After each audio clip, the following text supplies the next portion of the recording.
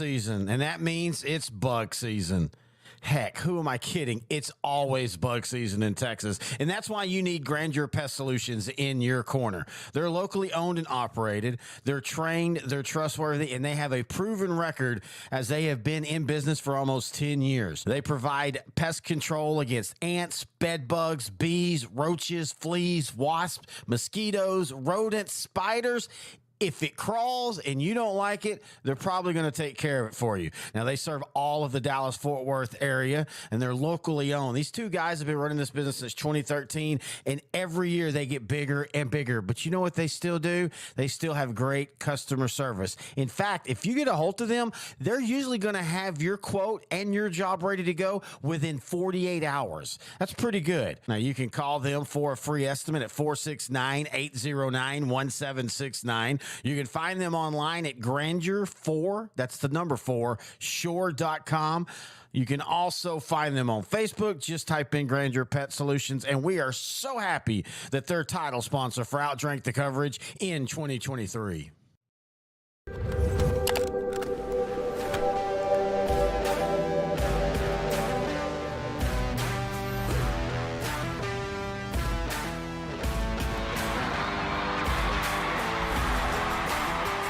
Hey, I mean, that's a good point.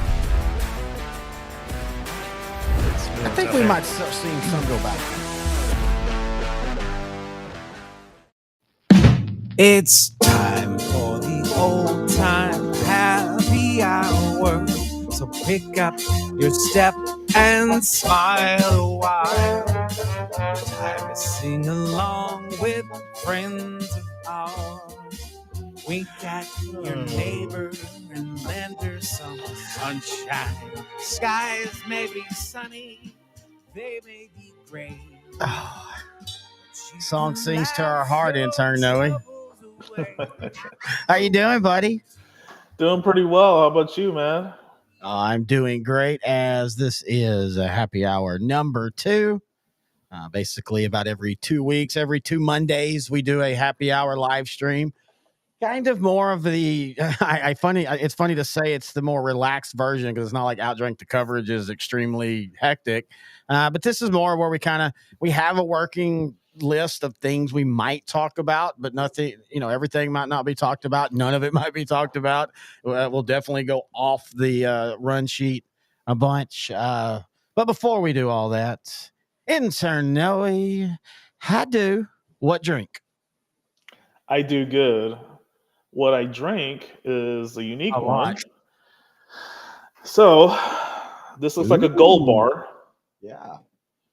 It's from the Gold Bar. Yeah, it's from the Gold Bar Company. It's in California. It's kind of interesting though. They double cask it, which means they put it in one oak barrel. Uh-huh. The first one's a New American oak barrel, and the second one's a French oak wine barrel. They distill it in Texas, but they cask it in California. So it goes through the whole distillation process in our state, and then they ship it off to get cast in California. I will say it looks better than it tastes. It's 80% corn, 20% rye. I'm trying to get flavors. It really just tastes like distilled corn to me.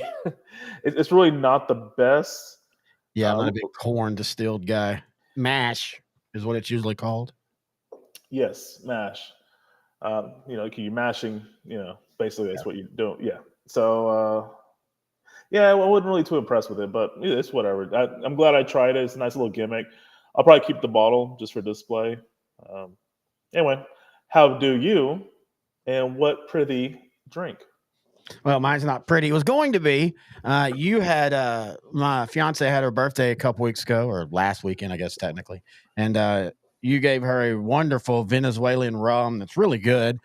We tried it Saturday, and I was going to drink that tonight, but I got a little acid reflux from the weekend. Hang on, it's stuck. There we go. So I'm using, the very fancy Taka. Oh my gosh. Taka vodka today. All right.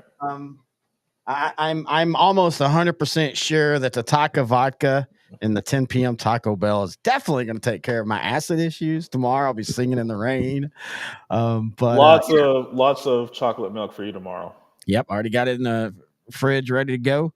I've got 4 Gatorades. I'm drinking Gatorade. Technically, I'm drinking Gatortail. I'm being fancy tonight. It's a deconstructed.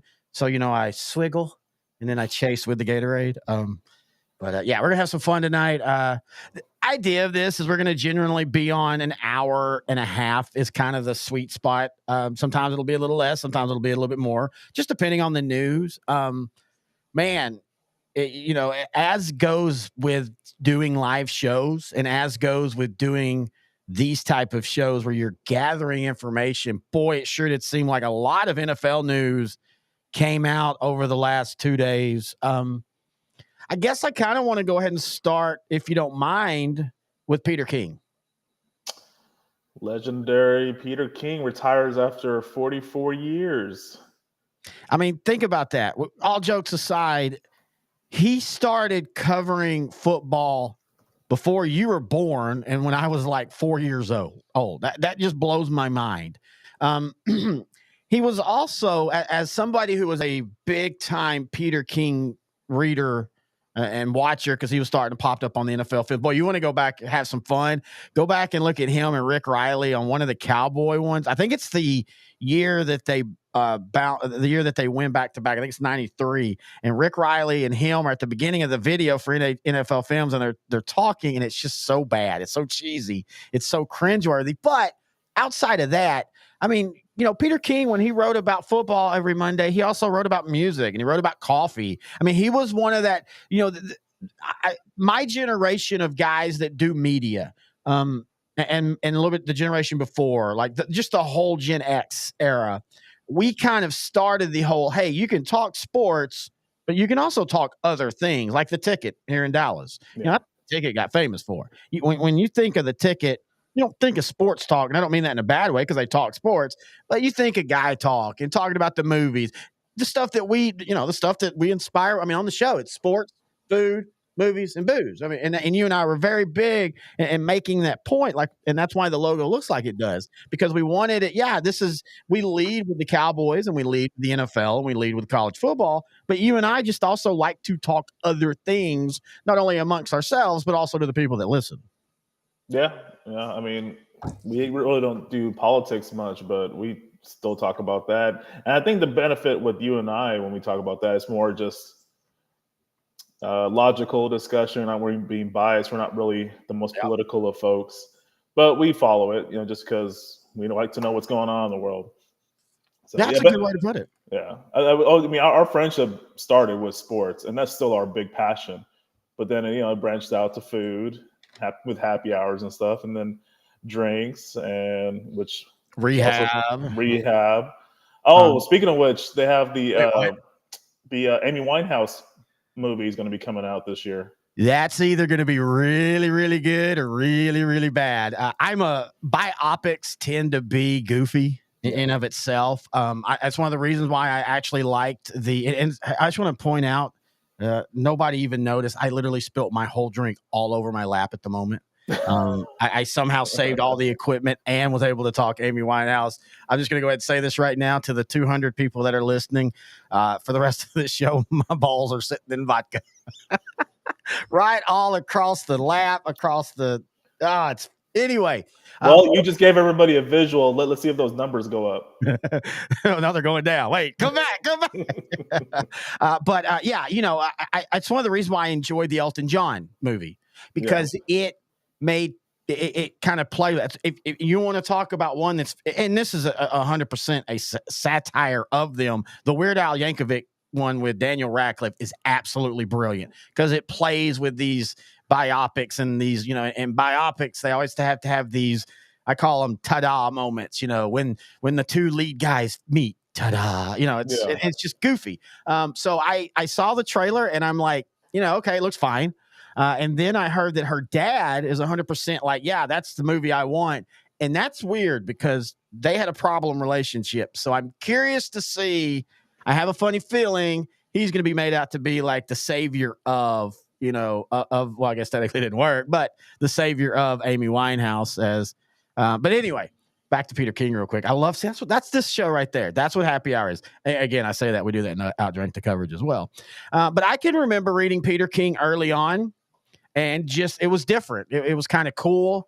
He was real big friends with, and he considered Paul Zimmerman his mentor. And Paul Zimmerman, when I was a kid, was the NFL writer. Like his Super Bowl picks mattered, his All Pro mattered, and all that. And Peter King was able to take that and kind of have that, but again, have that talk about the coffees he drank, talking about Pearl Jam, talking about movies, and talking about like that.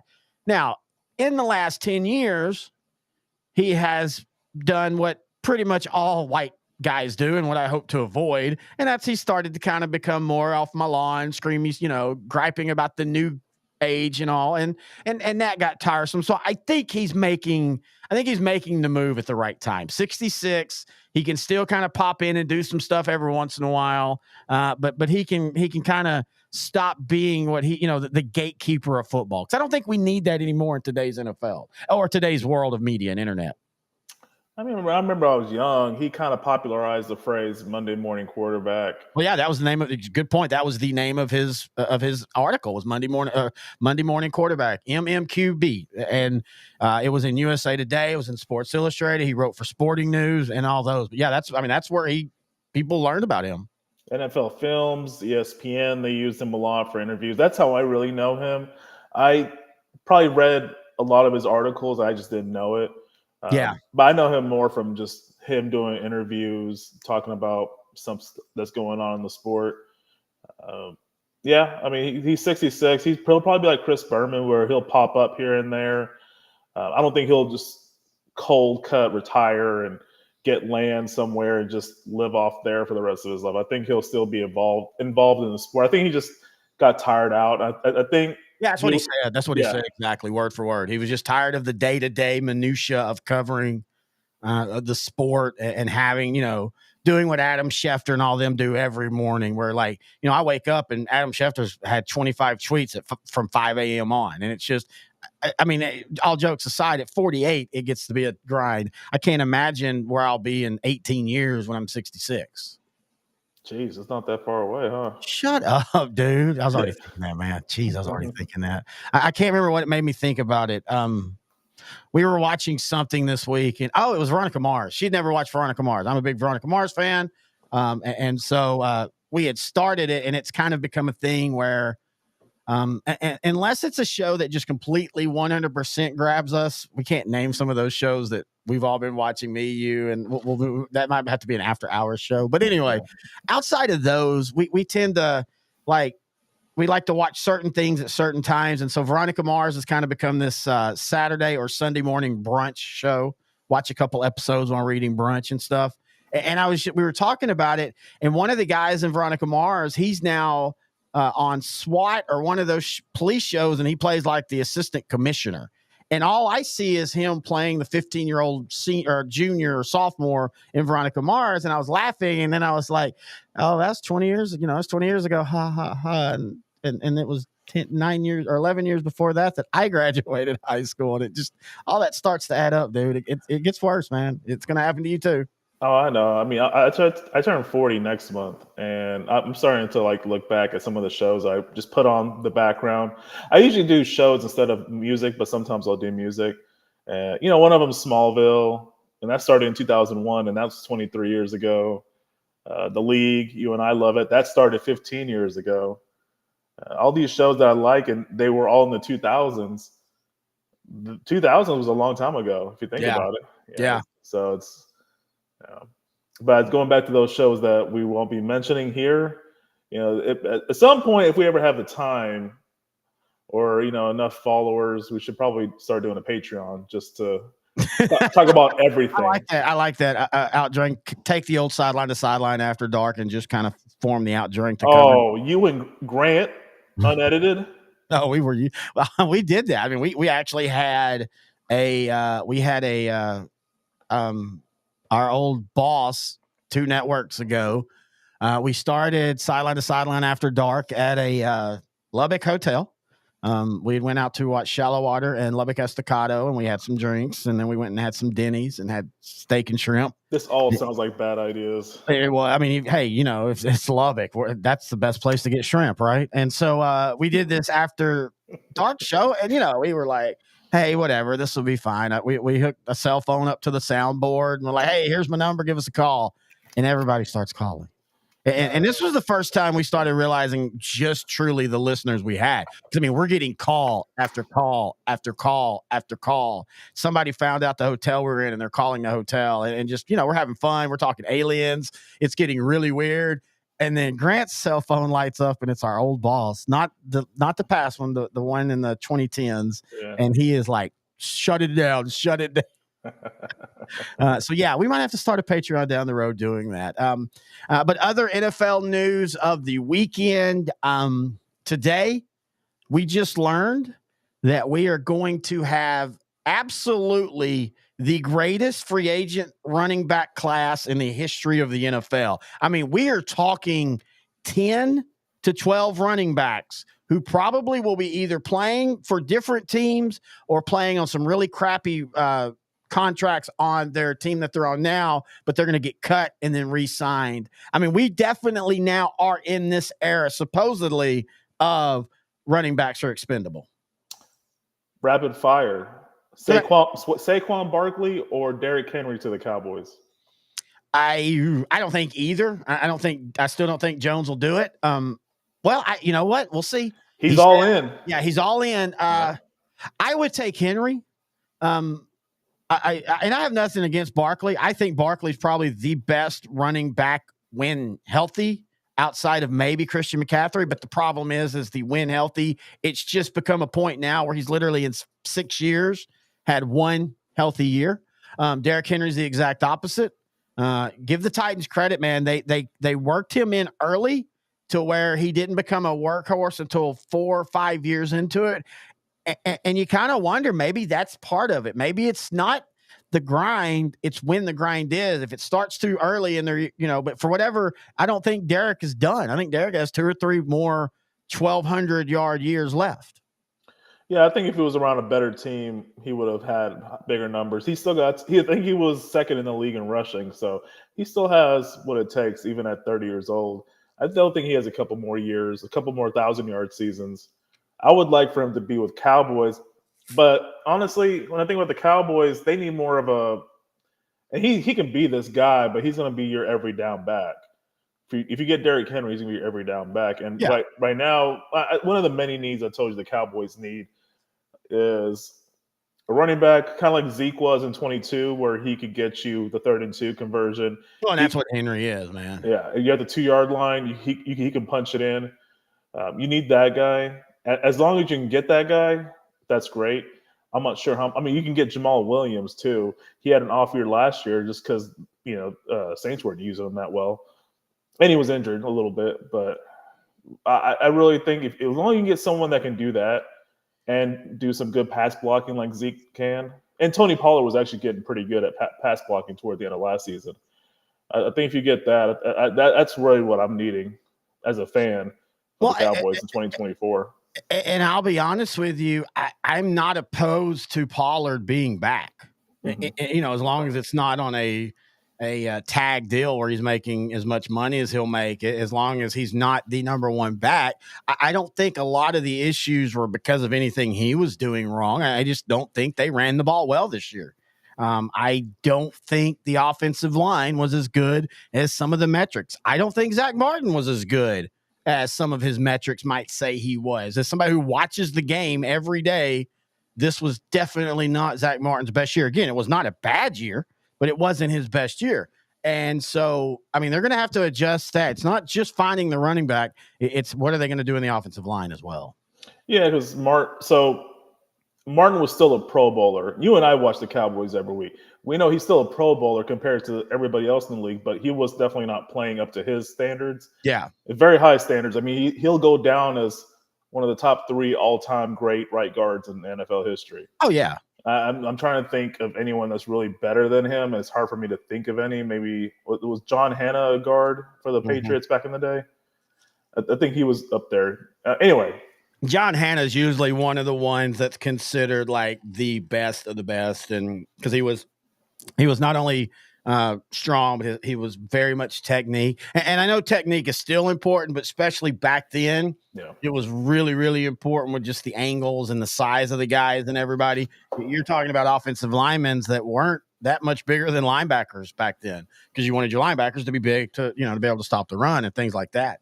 But yeah, and I think he can bounce back. I don't think Martin's career is anywhere down. I don't think he's one of those that's on the down slope. I think the money thing, I think that puts pressure on players more than they understand until they hold out, get the money, and then come back. Because then you got to feel like you're perfect. Because you don't want, especially somebody like him who'd been really quiet. Fans love him, and he didn't take a lot of blowback from wanting a new deal, but he did take some blowback. And so I do think he might have put some on himself. And then, of course, he was kind of banged up all year as well. Well, I mean, him and Tyron Smith are on the wrong side of 30, so they're gonna have these issues every year. It's just gonna be whoever, if they're not Cowboys next season. Do you sign Tyron Smith if you're Dallas? Unless you can find a suitable replacement, you have to re-sign him. I have no problem because he showed it last year. When he plays, he is still a top 3 left tackle in football. I think he is going to be willing to give them kind of a deal. He has before. I think you sign him and you just understand, hey, it's 17. And you brought this up in the summer. I think we're going to see an era where it's not going to be like the NBA where you're just sitting your whole team every game and all, but you're not going to get guys playing 17 games. You're going to get teams going, you know what? Let's rest him when we're playing in the, I'm saying this as a Cowboy. Let's rest him when we're playing the NFC West or AFC West opponent this week. Need the win, but it ain't the most important. I'd rather have him at the downstretch. So I have no problem with that, but you're going to have to draft depth or pick up depth behind him. And that's the thing where the offensive line, as great as this offensive line has been since 2011, the depth at times, there's been years where the depth's really been tested, and they've got to figure that out. But every team in the NFL now has depth issues at the offensive line. That's almost as specialized as the quarterback and the edge rushing is now. Yeah, that's a good point. I think I remember that conversation we had last summer. I think you made a short out of it. But yeah. So basically, I would want an expanded roster since we're expanding the regular season to 17 games. Like going for 53 to 60. I think that would be suitable. Just allow the practice squad to be to be able to suit up and be eligible on game day. Now, if you want to do it where it's kind of like the quarterbacks, where okay, you're the 3rd team guard or you're the 4th team guard, and you can only go in if both guards get hurt. Something like that. Okay, that's fine. But yeah, just let the practice squad dress out and be, ready to go on Sunday if they're needed. Yeah, years ago, Kawhi Leonard in the NBA made this load management philosophy where you don't play every game because you can't. Right now, the way the NBA is played, it's really hard for someone to play all 82 games, 40-plus minutes. It really was harder back in the 80s and 90s when you and I were watching, but I'm not sure what these guys are complaining about. I think it's just let's switch to that. This is why we wanted this show. Let's switch to that because that's been a real big thing this year in the NBA. They've got the new rules where you've got to play so many games if you want to be eligible for awards, which I get that. I don't care if you're for load management or not. You can't be I don't think you can be an MVP of any league if you haven't played, a certain amount percentage wise of games. But I think the NBA, the load management got taken a little too far to that way. And I'm all for athletes needing to not be ground down. But you're getting $100 million and you're only playing 25 games a year, and then you're not performing in the playoffs. Yeah, I have an issue with that. I don't care how much you make. I have an issue with funds being allocated by my team. Are they being used in the correct ways if we're paying for somebody who's only playing a quarter of games and then again not performing in the playoffs and getting me to the championship? All that's telling me is that there's too many games in the regular season. And then you're going to start a precedence where let's just decrease the number of games, which owners are going to hate because that's less money to them. So I don't think you have to decrease. I think you can. I think they need to be open to spreading the season out even more and just getting rid of back-to-backs. make basketball be like football, where you play like Monday, Wednesdays, and Fridays, or something like that. I'm just throwing out dates. You play like almost everybody plays a set certain days, and then you throw in the the one or two on the off days to keep the game on Sports Center and keep the game on the app, scores being updated. But you're not playing 5 out of 7 nights. That's the problem right there. Is they're wanting they're wanting these amount of games, but they're wanting to squish them into a really small window and expect these guys to play 5 out of 6, 5 out of 7 nights. I don't even want tickets on that. When I decide to buy tickets to stuff like that, I look at the schedule and see where they're at. Like, okay, I don't want to go to a Maverick game if they're coming off of a 12 game road trip where 7 of the games were played in 8 nights and this is the 10th night. Well, no, I'll just wait 4 games because they're going to come home and they're going to need to get some rest, if that makes sense. No, it makes perfect sense, because you usually know after that 4th or 5th consecutive game, they have nothing left. Yeah. It's still a very athletic sport. And like the Mavericks, they just lost to the Pacers recently. They were coming off a 7-game winning streak. Yeah, they were even with the All-Star break, they were still kind of exhausted. So anyway, going back to the running backs. Do you think this is the greatest collection of running backs ever to hit free agency in the 31 or 32 year history of free agency? Yes, because I don't ever remember another time when this many, because, I mean, again, we just now are getting into this era where we're not valuing the running back position. So, I can't even in my mind think of a time when this many. I mean, you can seriously, and this is only going to hurt the market this year because everybody's just going to wait everybody out, and you're going to be fine if you end up with Tony Pollard. Oh, darn, you're going to be perfectly fine. He's still a really good running back. This is a copycat league, and teams will look at the 2 teams that played in the Super Bowl. And the one thing both of those, there's a lot of things they have in common, but one of the things they have in common is good running back play. Christian McCaffrey, Isaiah Pacheco, solid running game. I could see it swinging back the other way where teams start running the ball more. I think it will. And you see a J.K. Dobbins, if he ever can stay healthy, that's a 1,300-yard running back. I think Bijan's going to blow up next season with Raheem Morris as head coach. I think their OC is going to just unlock Bijan, do what you and I were saying they should have done his rookie year, having 16, 1,700-plus all-purpose yards, 15 touchdowns. But yeah, like they're so solid with somebody.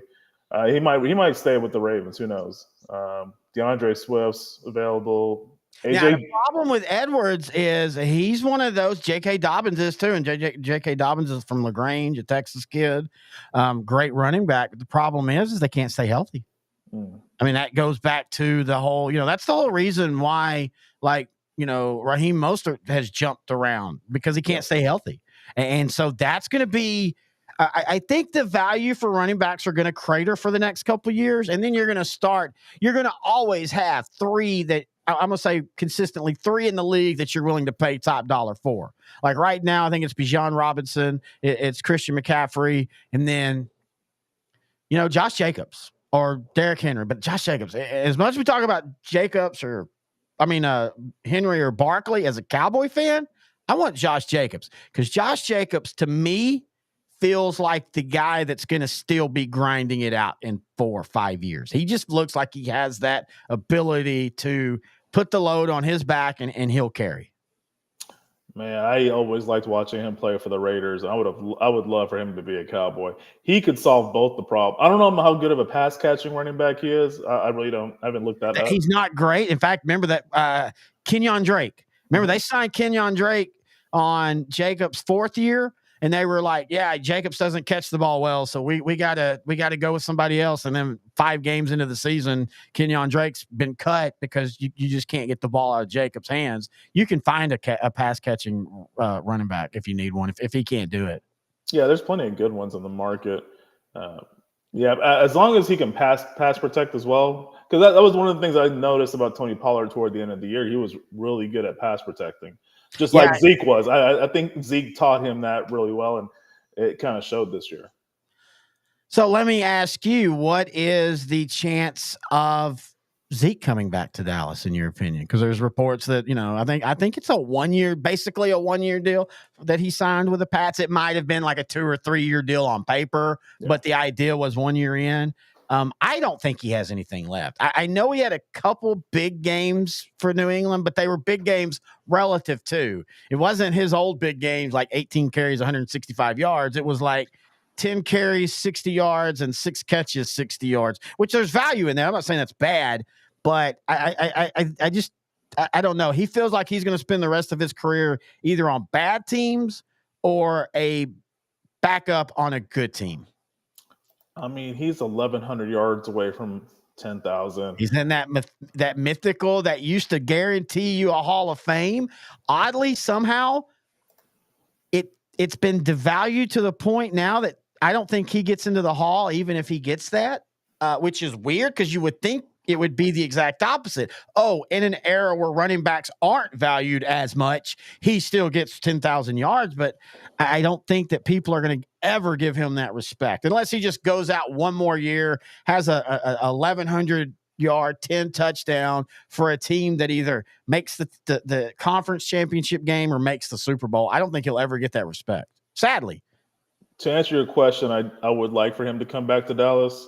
I would like to have him come back at a cheaper, like a bargain deal, but yeah, because I know he can still do the things I need him to do, which is pass protect, get the short yards. You're not asking much of him, and I think he can do that even at 29 years old. And having said that, he can't be the only back. It has to be another one. It has to be like a Tony Pollard 2022, the game breaker. It's like yin to the yang, a good thunder and lightning duo. Now, Pollard might be too expensive. There are running backs available in the draft. There are running backs available in free agency. But yeah, if you get Zeke, you have to pair him with someone else. Yeah, that's a good point. By the way, we had a couple people say hi, Terry Pittman. Pittman of Gilmer. You were here for the epic Gilmer upset over Belleville in the state championship game. Terry's had like the perfect end to 2023 because he's a Ranger fan and a Gilmer guy.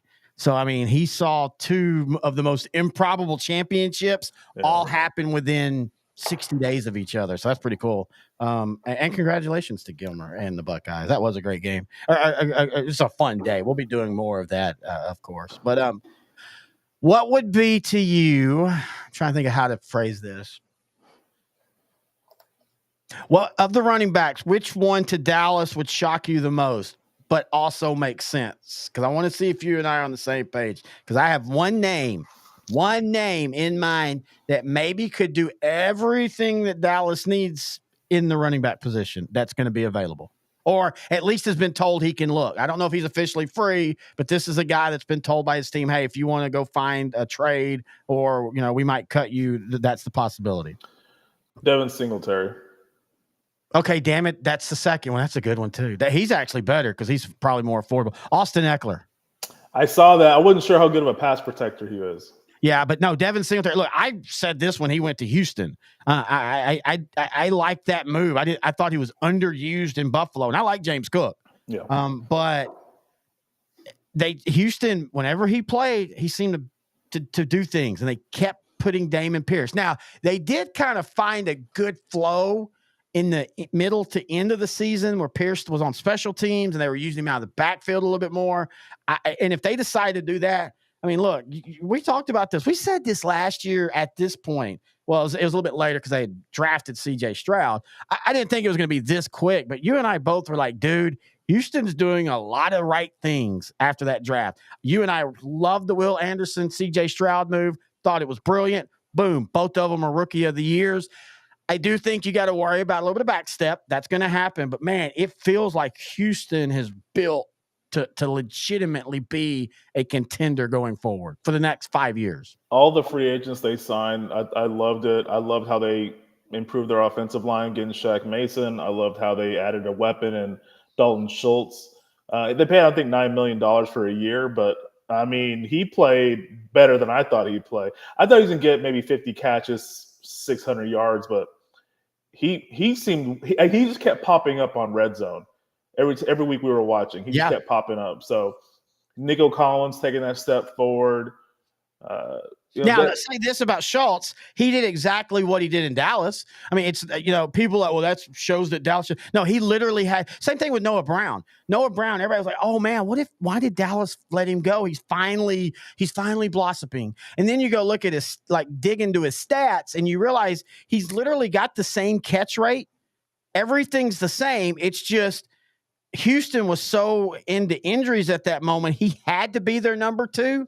And he shined because the volume went up. Same thing with Schultz. Schultz did the exact same. Schultz, at least every time I watched Houston, and I know he had one in the playoff game, he had 1 or 2 just drops that just like, dude, you got to catch that. And he had one early in that game where it's like, man, if that gets a first down and they keep driving, it might have changed against the Ravens. That could have changed that first half of that game, and it completely changes the game. So it's going to be curious to see if Houston decides go with who we know in Schultz, or do they try to upgrade that position and he ends up back on the free agent market? Man, who knows? Another thing I did like what Houston did was getting Jimmy Ward to shore up that secondary. Love Jimmy Ward. A good veteran presence to pair with their other outstanding secondary players. So yeah, when we going into the season, I really liked Houston going in, but you just don't expect, with a rookie head coach, with a rookie quarterback, you don't expect them to win 10 games and win the division. No. You expect them to get maybe 6-7 wins, learning pains, learning curve, and then going to 2024, 2025, actually started being contenders. But they accelerated their progress. And I'm kind of curious to see what Arizona does with their 13 picks this draft. I really think they can take leaps and bounds forward. They already have a quarterback if they really want to stick with him. But if you notice, you really haven't heard anything about they're looking at quarterback, and if they're not, and they're going to stick with Kyler, you're right. All their draft capital can be used to build around him.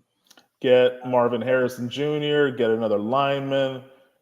I hope the Bears keep Fields and go with Harrison Jr. That would be the smart play to me. I think you keep Fields. I think you keep the offensive coordinator for at least 2 years. Fields needs some consistency. He needs that environment. I think he can be a Lamar Jackson or even better. I just think he needs that support system around him. I think he needs that structure, and I don't think he's really had that. But yeah, he has DJ Moore. He already has a 1. He has a solid enough running game. The only thing the Bears really need to do to go from 7 wins to 10 wins is better line play. Yeah, on both sides. Yep. Like I said in our last podcast, they addressed the defensive side with one player, Montez Sweat, in the trade. They'll keep him, add 1 more guy there, add 2 more offensive linemen. You'll get to 10 wins and a playoff berth, and just keep adding along the line. And soon enough, they'll be challenging for the division. Well, and this is why we talked about it last year. I don't know where Dallas is going to end up over the next 2 to 3 years. Mm-hmm. But you're going to look back at 2023 and be like, man, that was the year, because you got the Lions who look finally like, yeah, they're real. They're not just, I'm the one that doubted them. I'm the one that said, hey, in the first round, and they almost did. I mean, let's be fair, and again, it's the playoffs. It should be close. But the Rams almost beat them. But still, the Lions won. And then the Lions make the case that for 3 quarters outplayed San Francisco. So I'm going to give the Lions credit. Packers, real easy to say they're going to keep going up. I think they will. Also, though, let's not look at the Cowboy game and think that's the reason why. You and I were like, guys, dude, that pass rush is getting the teams more and more. I just kept going back to that Thanksgiving game, and they just absolutely befuddled the Lions. And the Lions had a really good offensive line. And then, that's literally what happened against Dallas. Same thing. Now, their defensive front, and we'll see maybe with the change, Joe Barry being let go, their defensive front had a tendency to just completely disappear at times too. Yeah. And so they've got to figure that out. But yeah, the NFC this year has gotten closer to the AFC.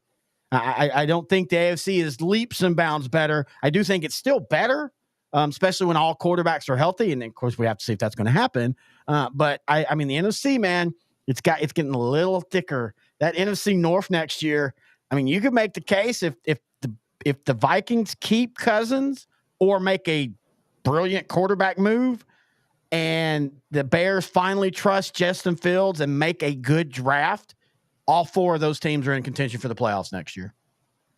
Yeah, I mean, as of right now, the AFC is the power just because they have the 3 best quarterbacks, and Mahomes. Wait, Dak got traded? I'm just kidding. Sorry. Mahomes, Burrow, and Allen. Okay, no. Here we go. No. No. Here we go. Here we go. Hang on. Here we go. No. Whoa. Hello. Sorry about that. No, those are not the 3 best quarterbacks in the league right now. No. Okay. Now let's talk. Who are your 3 best quarterbacks in the league right now? Yeah, Patrick Mahomes. Yeah, duh. I've got Burrow. Lamar Jackson. Okay. At some point, we can talk about conventional, non-conventional. Did he put up a true MVP stats this year? I would say no, but I would say that the teams he beat and the teams that he had good games against, even though I know he didn't play well in the championship game against the Chiefs, but in the regular season when the MVP is decided, he played great against the Niners. He played great against all the good defenses for the most part. So you got to give him somewhere. It was a perfect storm for them this season. That he was healthy. That's a good point too. He was healthy. They finally got a number 1 receiver in Zay Flowers. Isaiah likely took a step forward just only because Mark Andrews got hurt. Yeah, he had to step up. Mike McDonald called a great season on defense for the Ravens. That masking of the pressure was just brilliant. He would have 8 guys in the box, then drop 5. They would cover all the zones, interceptions. They were still getting pressure with 3 or 4 men only. So it was a perfect storm of everything working well. Like you saw in the 49er game, they just got into Purdy's head. He threw 4 interceptions. I think there was a 33-19 game, but it wasn't even that close. Every key 3rd down play, Lamar Jackson was able to scramble and find a open receiver. So yeah, I will say that Lamar Jackson. I'll put him right behind Burrow, I guess, as of right now. Just because. Why are you going with Burrow? I mean, and I'm not. Let's make understand one thing. Even though this is happy hour, more relaxed, I don't want to pretend that I don't like Joe Burrow at all. I love Joe Burrow, but I think when you look at what Joe Burrow has had since he came into the league, and by the way, the Bengals have decided to franchise tag T. Higgins. Smart move. T. Higgins is still going to get a great payday this year. I think we're finally seeing players, when the whole franchise tagging first happened, players would act like they were offended. Oh my God, how dare them? Now I think they're realizing like, this is great. I get paid a crap ton of money for 1 year. So no matter what, I'm at least, I might not be 4 generational wealth, situated, but at least for 1 year of football, I don't have to worry about money for the rest of my life. My kids probably don't have to worry about money as well. But I do think there needs to be a case that the tools around Joe Burrow have really helped Joe Burrow. And it is time to start talking about, he's starting to get hurt a lot. I mean, we're talking about 2 out of 4 years now where he hasn't finished a considerable amount of time because of injuries. Yeah, he's been in the league 4 years. 2020 got cut short his rookie year via injury, and then this year ended after 10 games via injury. So, 2 out of 4 years. He was still healthy the other 2 years, and they went to the conference championship game both years. 1 year they went to the Super Bowl. I don't know. I'm just impressed at how he's able to, even without the best of offensive line, he's able to still make the plays. He's still able to keep his team. Now, he's able to keep the team in the game, but they have an excellent defensive coordinator, Lou Anarumo. He calls a great game. You've seen him do it. You see his chess match against Patrick Mahomes every time they played. He knows how to play against Patrick Mahomes. Yeah, he makes Mahomes work, man. Even in the games they've won, Mahomes has looked like crap for 3 quarters, and then Mahomes just doing Mahomes things when he needs 2 drives. And I've just finished watching that quarterback documentary on Netflix. I started it last year when you just didn't finish it? Yeah, I just never finished it, but I was getting my truck detailed on Friday, and so I just had time to finish the last 3 episodes. So I love that show, man. Yeah, it was really good. But you typically only see Patrick Mahomes get angry and cuss against the Bengals because he gets so frustrated playing them. They're so hard to they are really hard to play against, to be honest with you. Now, I will completely disagree with you about Allen. And this is nothing against Allen. I'm just going to say this now, and I mean this as a positive and or negative for both. But if you're gonna ride Dak about turnovers like they did last year, this year they were riding Josh about turnovers, and then it became, well, yeah, but man, he's also scoring a lot of touchdowns. Well, yeah, last year when Dak was throwing a lot of interceptions, what people were not talking about was he also led the league in touchdowns from when he came back. He didn't lead the league, but when he came back, he led the league in touchdowns. And then this year, he led the league in touchdowns. So if you're every positive you're going to get Josh Allen, I don't mean you personally, but I mean in general, those people have got to start giving that same exact energy to Dak, or put it on Josh Allen the way they do Dak of can't win a big game, because Josh Allen now has lost a couple of home playoff games. I mean, we're talking about games that should be, weather and everything should go into Buffalo's will, and they're not finding a way to win. And yet for Allen, all of that gets pushed onto Sean McDermott or the offensive coordinator. But not him. But not him. A little bit. It started a little bit this year when he came out and, in the first 7 games and turned the ball over a ton. But then he started scoring a lot of touchdowns, and that's fine.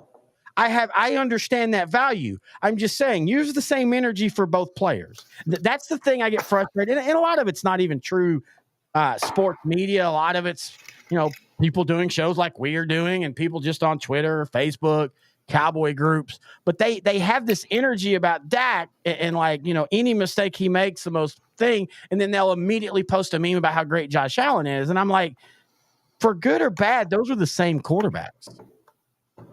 Yeah. A little bit of age difference, a little bit of mobility difference, but yeah, they're basically the same quarterback record-wise. Allen's might have won a couple of playoff games more, but yeah, for the most part, they're the same player. It's just different markets. He's doing it in Buffalo, a team that hadn't made the playoffs since '99, and they made it in 2017. Well, it was with Tyrod Taylor. But, it was a franchise that was kind of passionate fan base.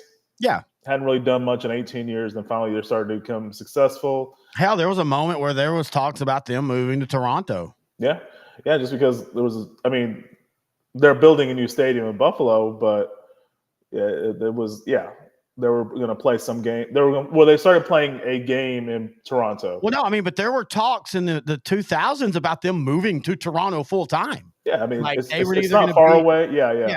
I get it. I haven't said that. I still like Allen just like as much as I like Dak. Of course, I'm a known Dakalite. I think I coined the term. It's going to trend at some point. And I don't know, never. But past the first round. Just like the Cowboys. Laughter into tears. Yeah. Anyway, yeah. So I think just like with Dak, I think Allen's a guy that can win a Super Bowl for a team. Yeah. It was kind of heartbreaking watching them lose to the Chiefs in the divisional round. I really thought they were the better team in that game. And the fact that DeMar Hamlin kind of played a role in them losing kind of sucks as well. Yeah, sort of. I don't think that they were a better team. Again, I think to the credit of Josh Allen, I don't think the Bills have been built as good as people think. I think Josh Allen's got them out of some jams. And we'll go comparing Josh Allen to Tony Romo in that respect, where, there was that trend where everybody's, Romo can't win the last game of the season to get them into the playoffs.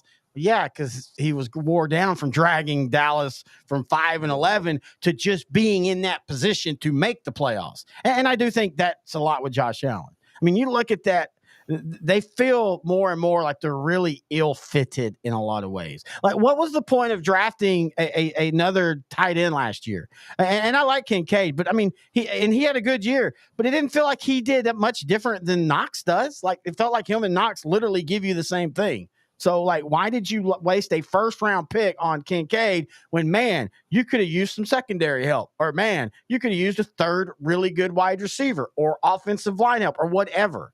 And so it does feel like at times they're kind of ill-fitted. Yeah, you could pick up a good point with the secondary help because they lost in the divisional round, but they were without half their starting defense. Yeah, and that's been a thing, too, is injuries for them, especially on the defensive side, oddly enough. It just keeps happening. Yeah.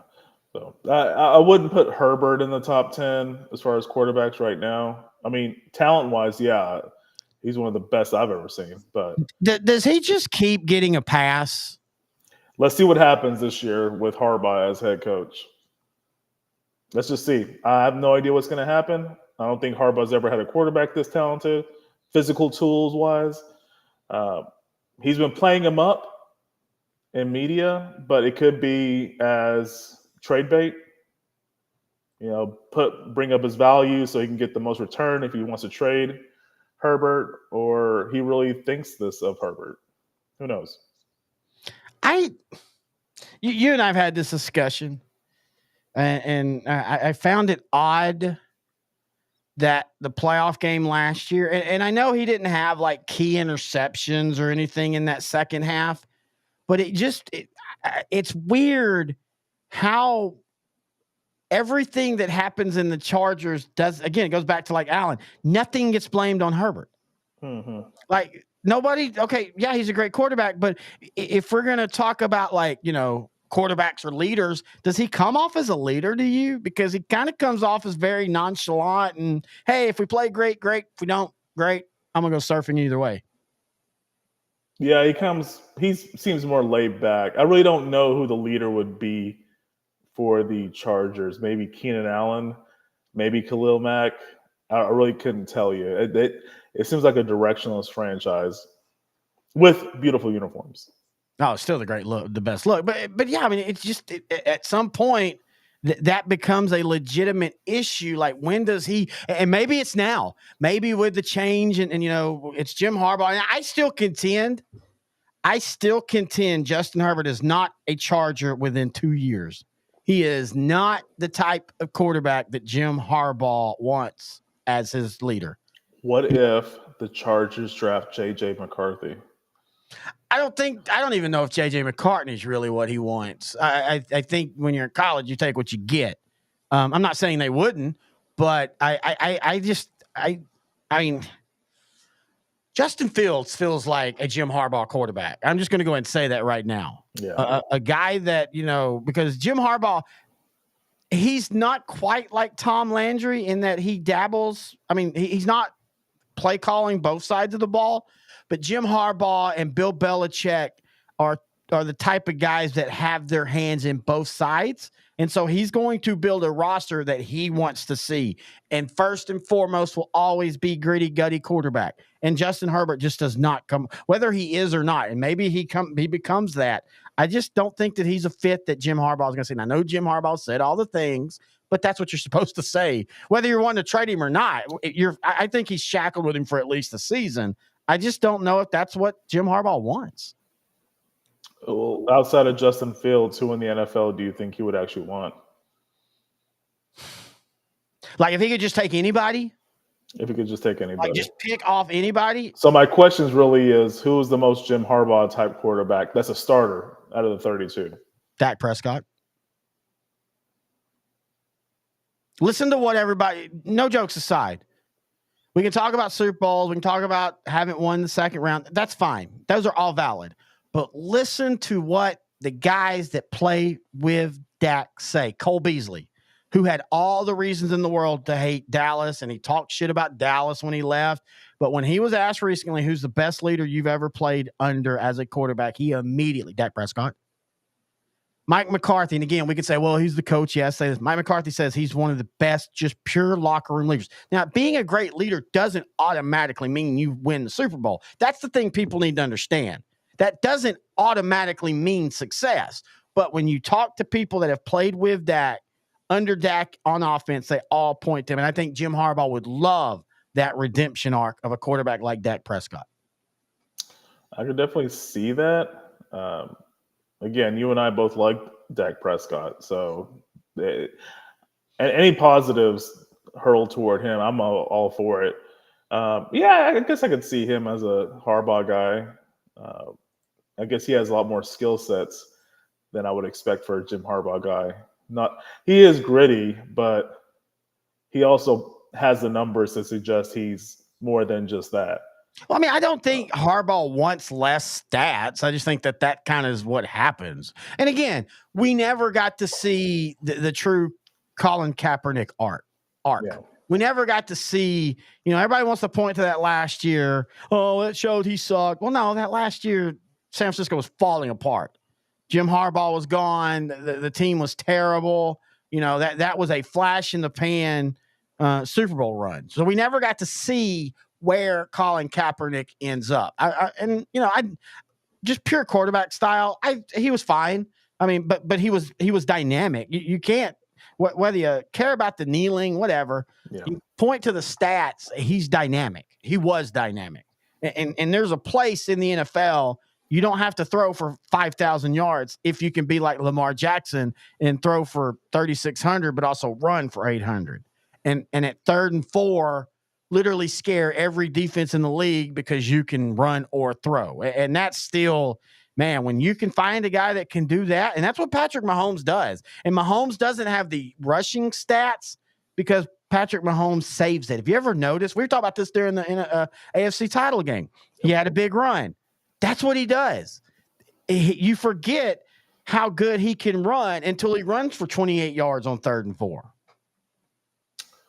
Yeah, you saw in the Super Bowl when he runs, he is fast. If you look at his body, he has everything that I like in a quarterback or just an athlete in general. Like he does leg day. We'll just say that. Oh yeah, powerful legs. He's a lot faster than he comes across. He's still a pass first type quarterback, but when he needs to make a play, he trusts himself more than any other player on the team. He trusts his players, but if he's going to if he's going to take control of the game, he wants to have the ball. He wants to be the one that makes the play because he trusts himself more than he trusts anything else. Yeah, that right there is a great way to put it. And that's that confidence. And that's where, confidence is really, really hard to monetize or value. Like you just, because I know some really confident people that go out and they just fall flat on their ass.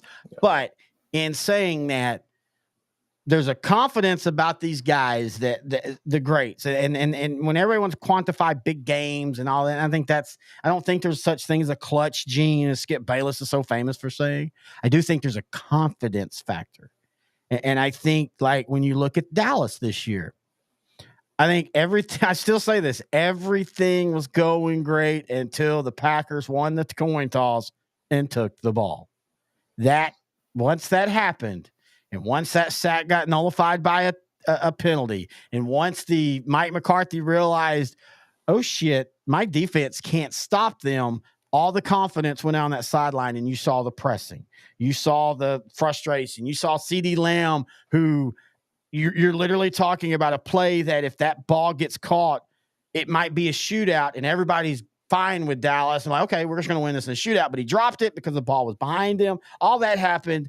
They lack that confidence. Patrick Mahomes, dude, he's the one quarterback that can be down 21-0 going into the 4th quarter, and I am shocked if he does not complete the comeback. Going back to that Cowboy-Packer game, I'm surprised that you would think that a coin toss basically ended that game. It's crazy, man. And that just shows you the thin balance that this Dallas team had last year and even last 2 years. Because let's be honest, look, the road game against Tom Brady is great, but Tom Brady just looked like he didn't want to play that night. Like he legitimately looked like he was done. I think the whole personal life and everything with Giselle had just kind of gotten to him. You could tell. But this Dallas team, man, we've talked about it. Their offense and their defense didn't work in concert together. That's why you and I both were so excited about Mike Zimmer coming back, because that's the one thing Mike Zimmer has always been able to do is he's like, okay, if my offense can score, I'll take more chances. If my offense can't, I have a scheme that will play safe. Yeah. So former University of Colorado consultant Mike Zimmer now comes back to Dallas as the defensive coordinator. I'm actually happy about Greg Ellis coming back as an assistant defensive line coach. Yeah, I do too. He had been a coach for Dallas before after he retired. I like that's one of the things that you don't hear people give like Jerry Jones credit. He's always been real big about bringing back former players. Leon Lett was a coach for a few years. Actually, he ended up like coming back multiple times. DeMarcus Ware's never been a full-time coach, but he's worked on. He's gone to camp with the Cowboys and worked with the defensive ends and with Micah Parsons and stuff. I like that as well. Let's go ahead and kind of let's talk about that. Let's talk about this year with Dallas. We made the joke, and I'm gonna run with it during the season. I'm gonna be like Randy Quaid and you two, and Major League 2, and just every time Dallas does good, I'm gonna poo-poo it. And every time they do bad, I'm gonna of course. But I will say, God damn them, I'm back in because I like Mike Zimmer, and I truly like Jerry Jones saying we're all in. It doesn't mean they've got to blow things up either. You can be all in this year and still be okay for the future. The Rams proved that because the Rams were all in, won a Super Bowl, had one bad year. But if you really go back and look at it, it was injuries. And now they're back. And, dude, I kind of feel like the Rams with the right draft might replace San Francisco at the top of the NFC West next year. I think San Francisco's in trouble because the losing team in the Super Bowl tends to be in trouble the next year. And San Francisco has now lost 2 of the last 4 Super Bowls when they led in the first half of both of those Super Bowls. That stuff starts to kind of wear on you. We talked about that with the Rangers in the 2011 World Series. Once you have collapses, it's really hard to keep that locker room going. And after the Super Bowl, they fired Steve Wilkes, the defensive coordinator, after one season. What do you think about that? I don't like the move, to be honest with you. I think Kyle Shanahan couldn't fire himself, so he had to fire somebody. I agreed with that 100%. I think you and I talked about that the day it happened, but then I started reading what people that were like who respect and really think Steve Wilkes is a great coach were talking about. He never was a good fit, and it made sense because look at the 2 defensive coordinators before him, Robert Saleh and DeMeco Ryans, 2 guys that are very aggressive, very in your face, rah, let's burn this house down. We're going to go win. And then you bring Steve Wilkes in and he's very quiet. He's more of the, like the chess player, like he's 3 steps ahead, all that, but he's very low key. Like you go do your work. I don't need to tell you how to do your work. You're going to do your work. So I kind of start to realize, I just think that was a bad fit. One of those where the talent for him and the players are there, but they don't work good. Same thing with the Eagles. Same thing with Miami and Vic Fangio. We're learning now that, Jalen Ramsey was not a fan of Vic. He felt that he really kind of kept him and Howard down as cornerbacks. Well, they don't have to worry about Howard anymore in Miami as they released him and Emmanuel Ogba.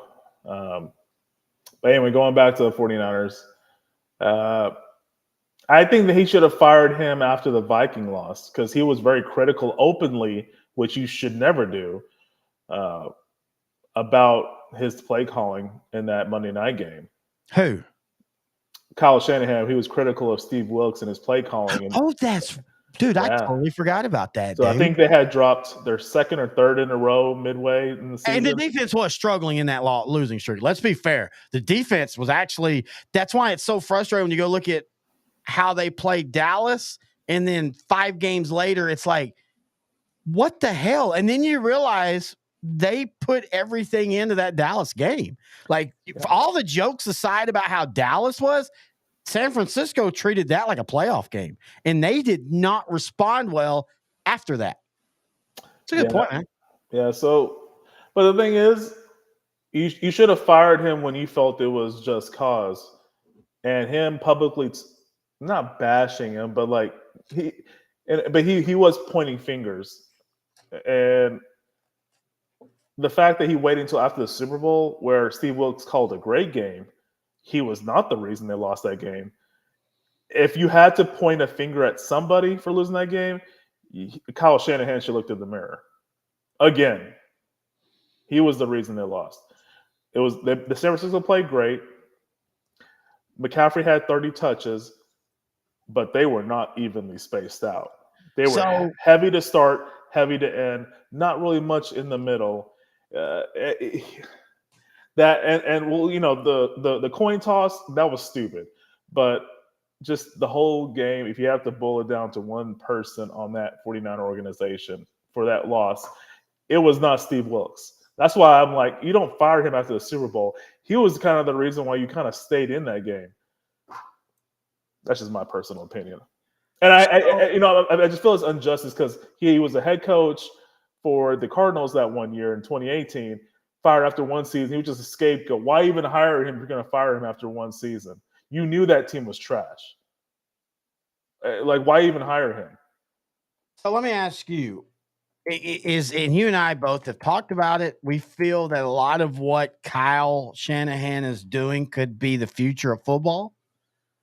But is he too far ahead of himself to where the offense and all the schemes and the concepts, they're there, but they haven't matured enough that when you play in a big game, because you would think his offense, I guess that's the thing that frustrates me or confuses me about this, the Kyle Shanahan offense. You go back to the Falcons in the Super Bowl. Now, you can make the case he wasn't the head coach.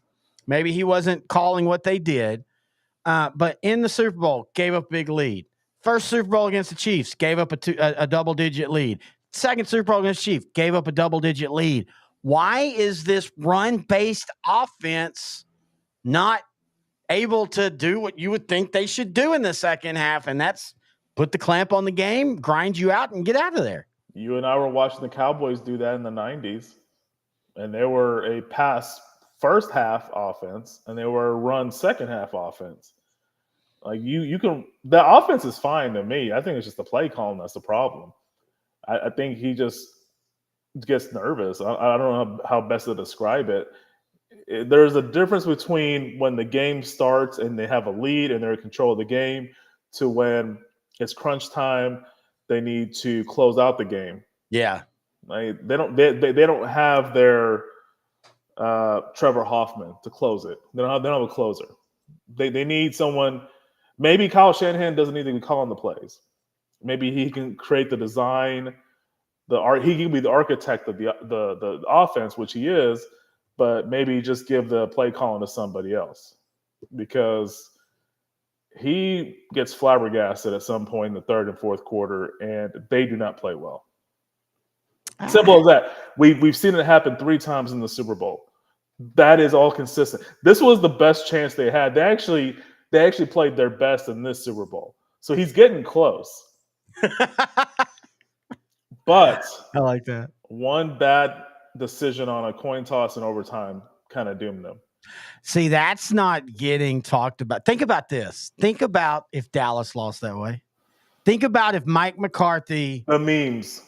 I mean, it would be so over the top. But, I mean, let's be fair.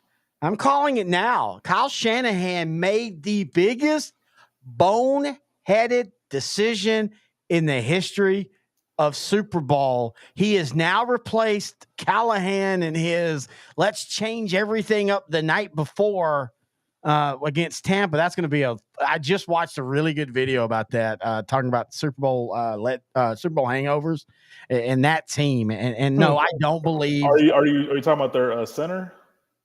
Oh yeah, we don't talk about it. No, just that whole team, just the whole what happened in the Super Bowl and then what happened the next year. Because the Raiders went from being really good for year, losing in terrible fashion in the Super Bowl, and they suck, and that's where they've been since then. But yeah, Barrett, the center from SMU, talk about that gets totally forgot about. Barrett Robbins, yeah, Barrett Robbins, your friggin' second team All Pro, really good center, just from TCU or SMU. I can't remember. I think it's SMU. Just disappears. But I'm just talking about, supposedly Callahan the night before the game completely scrapped everything that they had worked on game plan wise and said, no, we're going back to this. I don't believe the people that claim he threw it for Jeff Gruden. That makes no sense. You gain nothing as a coach to throw it to your other team. It makes about as much sense as Troy Aikman playing like crap against the Redskins. Yeah. The Commanders. The team from Washington. Team Just from because his buddy Norv Turner was the head coach. That actually makes more sense though, because if it didn't happen that way, but if you're Troy Aikman, you're like, yeah, we can lose 2 of these, and we're going to still only lose 1 other game, which is what happened in '95. What happened in '95? But I mean that at least there's some understanding on that. Yeah. But in the Super Bowl, Callahan didn't go, hey, you know what, Gruden, I love you so much, I'm going to throw it. I mean, I would get it if, like, he followed Gruden everywhere. Like, if he'd have quit the Raiders the week after and became the offensive coordinator for Tampa Bay, then you'd be like, oh, okay, I see that. But, yeah, that didn't happen like that. Is he going to join his son in the Tennessee? Yes. Okay, good. Yes. In fact, I think that was the first hire he made. That's good. I like that move. And and I liked him as an offensive line coach for Dallas. Yeah, he was really, really good. And again, maybe because he was in Dallas, and I just remember him being asked about all that, and he was like, "Why would I give up, something that I have chased as a head coach that would have cemented me? It gets you at least 1 other head coaching job down the road if you've won a Super Bowl, maybe even 2."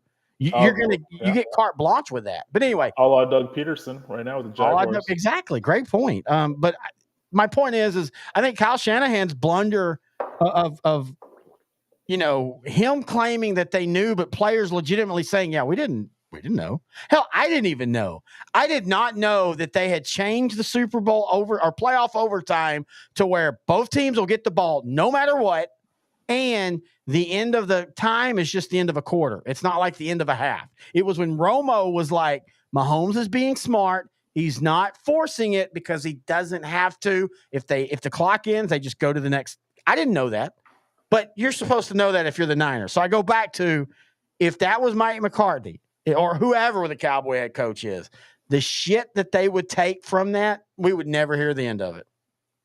Yeah, definitely not. I just don't even want to think. I mean, thinking about the Cowboys in the Super Bowl makes me happy, but think about them losing the way the 49ers lost in the Super Bowl. I would have to live in a hole somewhere. Just get off. 100%. Yeah, I would just be a hermit. Just live in a cave. I wouldn't be able to handle it. It's just the backlash, the insults. It would be at an all-time high. So, Kyle Shanahan, be blessed, sir, that you are not a Cowboys head coach. All right, let's go. I actually kind of went down the run sheet on some things because you brought up, because I remember the conversation. NFL favorite other team to root for over the years. So that kind of was brought up because you had said something, or one of us had talked about the 2000s. Yeah, was it the Colts? You said yeah, you like Manning. I thought you knew this. I don't think I knew this. And this is one of the reasons why I did want to do a show, and I still want to broach it, but I don't think the Heisman race is the right reason. But I loved the '97 college football season. It was just one of those seasons that just stuck out to me.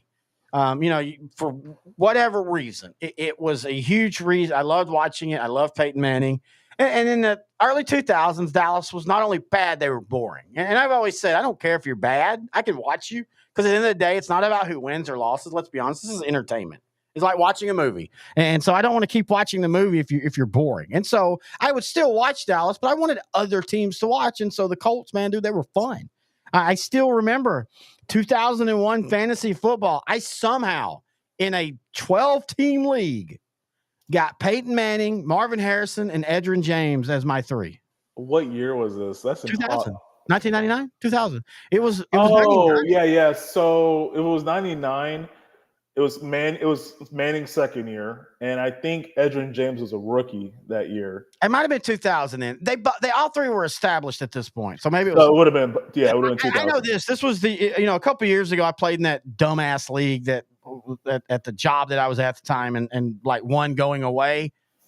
That was not comparative to the Manning group, because I was in a good league, but I was spotting everybody 100. I was up 100-0 before anything happened, because all 3 of them every week, it was just, if one of them didn't have a great stat game, they at least had a touchdown. Yeah. And usually usually James was 90 yards, a touchdown, 60 yards receiving, Manning, anyway, I rolled. I went undefeated, never had a close game, absolutely dominated. And so that I was always watching the Colts at that time.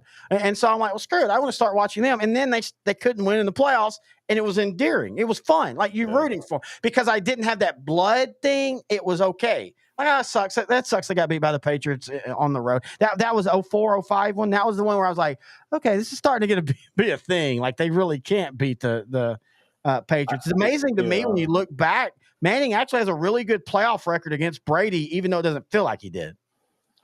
Yeah, and that kind of took place around 06 and later. And then the Broncos. And then the Broncos. Yeah, he started winning those games. It started with the 06 AFC title game where they were down 18, came back, gave Brady enough time for him to have a game-winning drive, but then he threw an interception to end the game. Colts won the Super Bowl that year. Yeah, so it started then, but in the regular season, a year or two before that, he started winning games against Brady. Yeah. So you kind of saw the momentum swing. The Colts were, again, also building a really good all-around team. They had the offense. They had Mathis and Freeney as edge rushers. They had Vanderjagt as a kicker, and later Old Patriot Adam Vinatieri. So the kicking game, punting game, they later got Pat McAfee, who, as you know, has a successful show on ESPN now, from on YouTube, dabbles as a commentator for the WWE. So their special teams was good. They had the rushing. They started building their defense some more. Their offense was already stout. That's a team I probably could see you rooting for because they were fun to watch on both sides of the ball. And then you and I, one of our favorite players that if he had played long enough would be a Hall of Famer, Bob Sanders, the thumper. You know, they were. I remember that 06 season when they won the Super Bowl. Their first loss of the year was to the Cowboys in Week 10 or 11. The Sean Lee two interception game, I think it was. Or I know he had a big interception. I think he had two, but I know he had a big interception in the game. Was it that one? I don't know. I think Sean Lee was the 2010 game. This is 06. I think it was Romo's first year. That's the Texas Stadium game where the defense just brilliantly was able to contain Manning and that offense and frustrate Manning. And I remember, in fact, Manning a few years ago was talking about something, and they talked about, what game frustrated you, and he literally brought that one up, like just for in a game, in a moment. He was like, everything we did, they just were better that day. They were one step ahead of us. I remember that game. Yeah, and let's not make there was no rooting interest for them when they played Dallas, and my rooting interest was more like, again, just enjoying a movie. They were fun. If they lost, I didn't really think about it. I didn't like sweat over it or anything. It's not like a Dallas. Yeah, you were just looking for other. You were wanting to watch football. And Dallas wasn't playing as fun. I just wanted to watch teams that could score. Yeah, that Jackie Harris touchdown pass, the back screen. That was creative. Dude. I mean, and that's the thing. Maybe that's why I will always probably give guys like Romo and Dak a longer rope, because I do remember 2001 to 2005 and to when Quincy Carter was the best quarterback. I remember, dude, if we could just get to 17 points, and that being such a hard thing to do. So that's why I tend to go, hey, look, just give me an offense that can score and we'll figure everything else out. But so who were yours though? Like growing up, give me again, you're like me, Cowboy first. I'll go ahead and give mine growing up. Growing up, it was Cowboys, of course, but also Oilers and Saints. Growing up in East Texas, family in Houston, family from Louisiana, I had connections to all. I got to watch them all. This was before the ticket, but I had, where I lived, you had a Louisiana stations, a Tyler station, and a Dallas station. So I got to see all three. So those were my three growing up. So what about you? If we're just talking about football and me growing up. Yeah, just football right now. So this will be the 90s. I distinctly remembered in the AFC liking the Browns and the dog pound and those uniforms. They were just... It was a unique look because it was still a baseball field, but they were playing in a football field. I mean, they were playing football on a baseball field. So, like, it was one of those, like, it was kind of weird to see. It was kind of a throwback. I love their dark brown uniforms. Kozar, Testaverde, Leroy Horde, Ernest Biner, all those guys. Of course, they had a stout defense, too. So I love watching them play. That's when I really started getting into the teams that ran first, solid defense. Yeah. I started really appreciating the psychology of the game, every down. But then also, I love the LA Raiders. They were LA at the time. Hostetler had the best mustache in football at that point. And I didn't know he was a Giant. I didn't never watch the Giant Bills Super Bowl at this point. I just remember '93 watching him play and the Raiders. They were just fun to watch. Those were two of the teams I really liked. Of course, the Dolphins in '94. I thought that was a team that could have probably gotten to the Super Bowl. They might not have. I don't think anyone was going to beat the '94 Niners. For 1 year, I don't think I've seen a better team for a full season.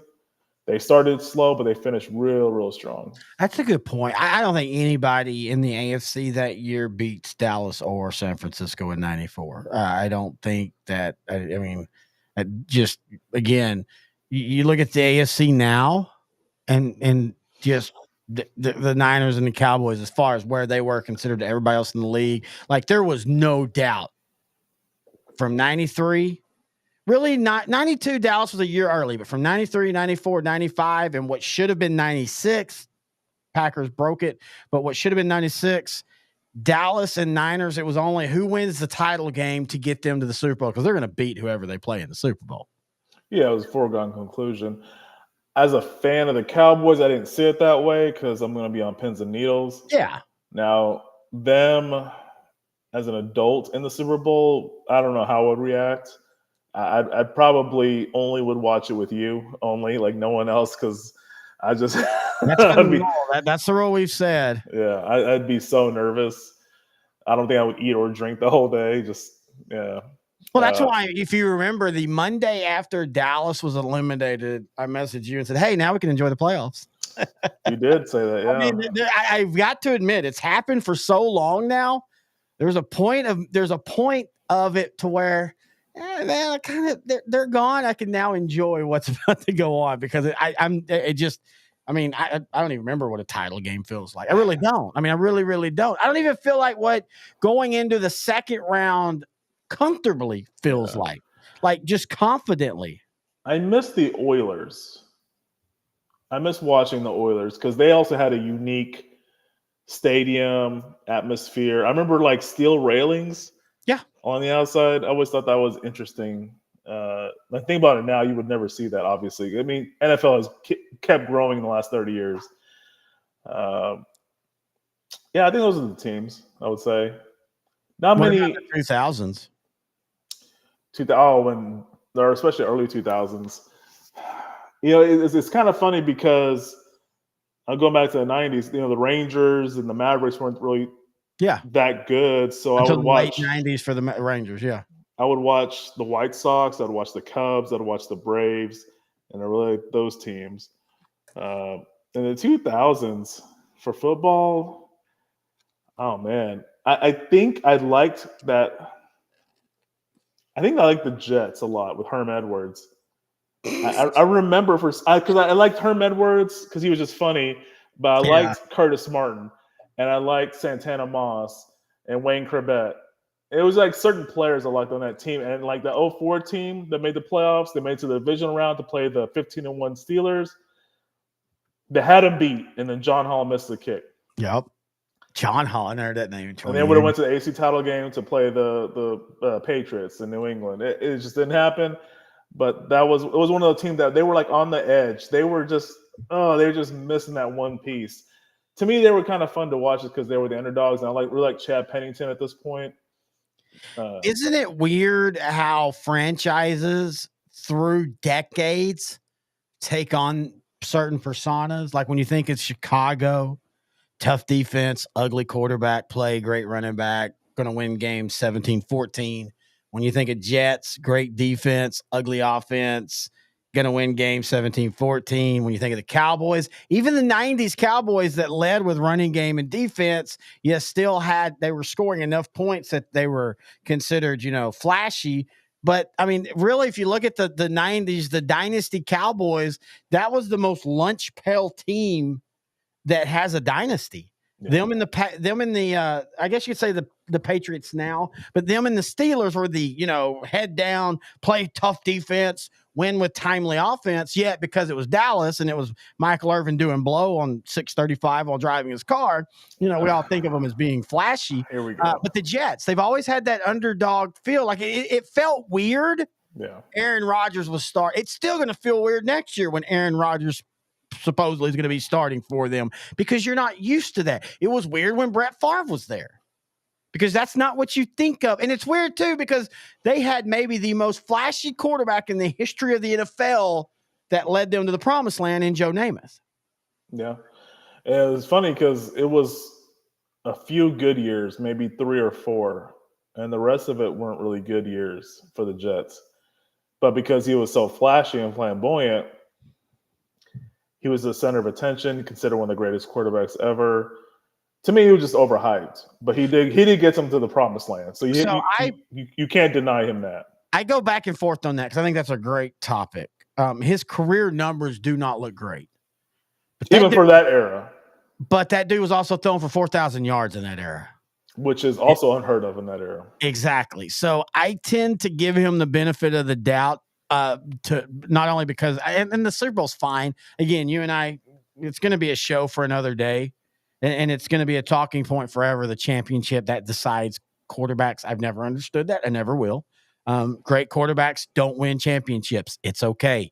Bad quarterbacks win championships. That's okay too. I think Trent Dilfer is better than Dan Marino and Dan Fouts. Sorry. I would take Trent Dilfer over Tony Romo any day. And then also Warren Sapp and John Lynch and Dexter Brooks, all of them too. But that's not keep at it. Yeah. Keep going. You wanna talk about, it's funny you talk about Trent Dilfer because Trent Dilfer was a first round pick. Trent Dilfer made a Pro Bowl. Trent Dilfer had a cannon of an arm. I used to defend Trent Dilfer. Like, Trent Dilfer is not as bad as people claim. And then I watched the Super Bowl film of Billick on the sideline, literally screaming to death every time Trent Dilfer's making a mistake. And I'm going, okay, maybe he didn't play great. He did have a great throw to Brandon Stokely for a touchdown. The thing is, all he had to do was hand the ball off to rookie Jamal Lewis, throw it to Shannon Sharp 2 times, and then let the defense do their job, and he still was making mistakes. So, really bad. I mean, it's still to this day. I'm surprised it doesn't. In this era where everybody's like, all the games are fixed. Nobody talks about the holding call on the interception on the Giants. Oh, when Armstead scored that touchdown? Yeah. Terrible call. No. Terrible call. That changed the momentum. Completely changed the momentum of the game. I mean, that was the moment that you're like, okay, the Ravens are going to win this game. But yeah, so it's funny. And again, in today's era, speaking of, I'm really tired of that. This whole crap of everything's fixed, that kind of crap gets. I had a couple more teams. All right. Titans back then. I really like the late, like the Stephen McNair Titans. The late great McNair, Eddie George, 2000 Titans was Frank Wycheck. Didn't Frank Wycheck die? I think recently. Yeah, he just died. Are we about to have a 1994 Chargers all over again? Oh, yeah. He died December. Yeah. Very recently. December 9th of last year. Yeah. At 52 years of age. And he fell. Cracked his skull. Fell. Going back to wrestling, Bret Hart's, brother-in-law, cousin. You remember Jim the Anvil Neidhart? Oh yeah, that's how he died. He in his house he cracked he tripped in on an island, in the island in his kitchen, cracked his skull. Yeah, but I thought with him. Hang on, I'm typing. That's one other thing about this show. We're gonna type. I thought with him he fell. Hang on, I'm trying to get this. I want to get this right. I'm a big believer in getting things right. I think what happened with him is he ended up having, So what happened with him, it's weird that I remember this. So he had been having trouble sleeping, couldn't sleep. So he gets up, goes to set his, to turn the air on. He looked at his, and this is from his wife. Yeah. He turned to his wife, as she said, he weirdly looked if he was about to dance and then fell against the wall. He had a stroke or an aneurysm. Jeez. He didn't fall and hit his head. He just I thought that's what happened. My yeah, bad. no, he just now maybe there's a thing where later on they're like, well, he hit his head a couple days before, and that's a thing. That is a thing. Yeah. Me and my fiance always joke when we were growing up. We always thought quicksand was going to be a way bigger issue than it is because in all the movies, and I never realized that falling can just the older we get. And my fiance, before we met, she was walking dogs and she fell and like completely destroyed her wrist, fractured her wrist and stuff. And we like rehab for a year, right? Yeah, falling is way more important as you get older. I have another friend of mine that her ex-husband, and they'd sadly divorced because of his drinking problem, and he kept drinking and he fell and died. And I mean, that's that kind of shit, man. It's not funny, but it's like, oh yeah, die, whatever. But Jesus Christ, man, anytime you're about to fall, that could be some bad stuff. But anyway, hey, let me ask you something. What were your thoughts on what Anthony Rendon said? As a fan, and okay, so I'm going to answer it two ways. Right. As a fan, I hate it because growing up, I used to love watching baseball. I don't like this current version of baseball, but I love baseball, and I would play for free if I could, if I had the talent and I had the resources to support. Could have a roof over my head and you just said that right there, though. That's you can't play for free. Correct. You have to. I mean, especially you have a family. You gotta make a living. Mm-hmm. He's far exceeded that a long time ago. Yeah, won a World Series. So at that point, then I'd be like, oh, okay, I just play for the love of the game. I can actually enjoy it. Everything's taken care of. My kids can go through school wherever they want for free. Their kids will be set. Mm-hmm. We're good. So when he says that, it's not a priority to him, it kind of bothers me a little bit because he's already set there. Like the family will be fine financially. And I know baseball is a February to October sport. Yeah. 6-7 days on the road, some of it at home. Yeah. But as a fan, I hate it. I hate hearing that because I understand. Because then it's like, okay, are you really even trying? Okay, so as a business person, if it was like me going to work, yeah, I want to get paid a lot, but it's not a priority. I'm not going to define myself for my profession. Right there. You just said that 100% the best way. We as fans, and I don't mean we, you and I mean generally in just fandom in general, think that every player that plays loved the sport, played it because they just love to play. And that's, the fact that they were good enough to also get paid, that's just cherry on top. I will always remember going back to talking to a running back. And I knew this before, but this really sold it. Talking to a running back like 2004, 2005. I'm not going to name the guy because he played in the pros and he had a decent career, but he was a high schooler at this point. And we were talking and I just brought up a name. I'm like, man, you remind me of blah, blah, blah. And he's like, who? I'm like, yeah, I'm just going to use the name. You don't know who Tony Dorsett is? No. You don't watch football? Never watched a game in my life. Why do you play it? Because I'm good at it. Do you love it? It's going to get me to college. Might get me into the pros. Now, that dude played hard. Yeah. I always believe that it's a little telling of the person if you assume that because they say, hey, look, baseball's not my great love. My family's my great love. This is a job. I'm going to go do my job, but it's just a job at the end of the day. We assume, that means he's not going to try because that's kind of how we as a person feels. I don't feel that way. I get what he meant. It's weird because if he was a movie star and said that, everybody would love it. Oh my God, that dude is so awesome. He's a movie star, but he says his family's more important. And I get it as a fan, but we got to stop.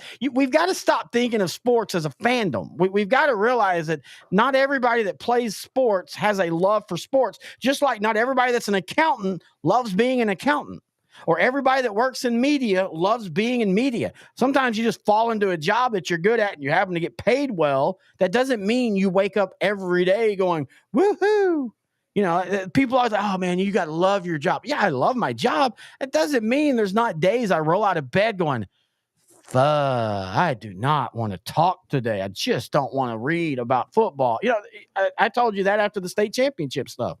We do all that thing Monday through Friday for state championship. So by Saturday, I don't care about the NFL that day. I just don't care about the NFL that weekend.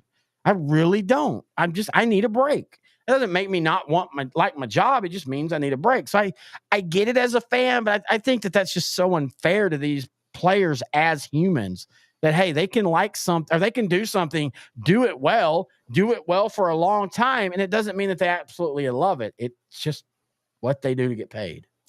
Well, I mean, you gotta think about it. No one, I didn't know what accounting was until I was a senior in high school. And I took a standardized test that said I would do well in accounting and finance. Well, okay, I guess that's what I'm going to be majoring in. Exactly. It ended up working out. Yeah, it ended up working out. I'm good at it, so I'm going to go to college for it, get my degree. That's my new career. Go play in the pros. Go and play in the pros. Yeah, pro accountant. But I mean, there are guys that play sports that literally the same thing. It's just hard for me to fathom it because I didn't grow up a fan of accounting, but I sure as hell grew up a fan of sports. There's somebody I was watching the other day, they were talking to, and I legitimately can't remember if it's a baseball player or a football player, but they were like, no, basketball was my first love. I love basketball. Showtime Lakers. I remember you telling me. Yeah, but I'm not talking about me. This was somebody else. This was a pro guy, a pro sport player. I thought you. Sorry. Yeah, no. I was talking about a pro sport player. Somebody, I can't remember if they're a baseball player or a football player now, but they were like, I love basketball. And I was good in basketball, but I was great in the sport that I play now. But I still love basketball more. Right. I mean, that's how that works. And it's weird because we want to be the sports guy. But hey, I'm now at the age where if I would love to be able to play baseball as good as I could have played, but I'd also want to get paid for it. Yeah, I think LeBron, now correct me if I'm wrong, I think LeBron said he loved football. He loves football. More than basketball. Allen Iverson said it too. And LeBron, think about 6'8" LeBron playing in football. He'd be a stud. Yeah. Again, I know the NBA fandom, it's a weird love-hate with him. But and you know who he would have played for? Cowboys. Well, he's not a Cowboy fan anymore. Oh, yeah. He didn't like that Jerry Jones didn't like them not kneeling, and so seriously, that's what he said. Didn't LeBron support China? That's business, Noe. All right, coming back here on Republican Noe's show, we're going to be talking. And this is why I'm just saying, be consistent, my friend. No, it's hard to be consistent when there's cash. Again, it goes back to a lot of cash. A lot of cash. I will definitely sell out for the right amount. Just like Ted DiBiase said, everybody's got a price. Everybody's got a price. All right, NBA. Speaking of, the All-Star game was absolutely trash.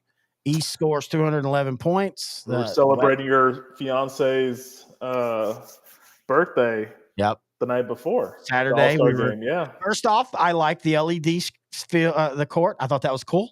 I like to see that more and stuff like that. I want to see it in a real game. But there's coming a day where advertisement's going to be LED'd onto the floor. That's going to happen. Where the offense, the Mavericks are on the right side of the court and the left side is going to have that. I'm fine with that. Maybe it's because I work in a field that advertising is like the only way you get paid. I'm fine with that. I get that. I think people need to realize that the NBA All-Star Game, the idea that everybody wants to bloodthirsty win, that has never been there. Even in the 90s, it never was fully like that. Yeah, there were moments, there were feuds, there were rivalries that made those, the famous Jordan getting froze out by the NFC. That'd have been really crazy. Jordan being froze out by the East and all that. And there were times, but the All-Star Game is an exhibition game. That's just what it is. Just accept that. Move on. If you don't want to watch, don't watch. I'm just so tired of everybody bitching about all the All-Star games. Oh, the Pro Bowl doesn't. Who cares? I like the Pro Bowl now because they understand. Yeah, they don't actually play a game anymore. It's 7-on-7, which is better to me.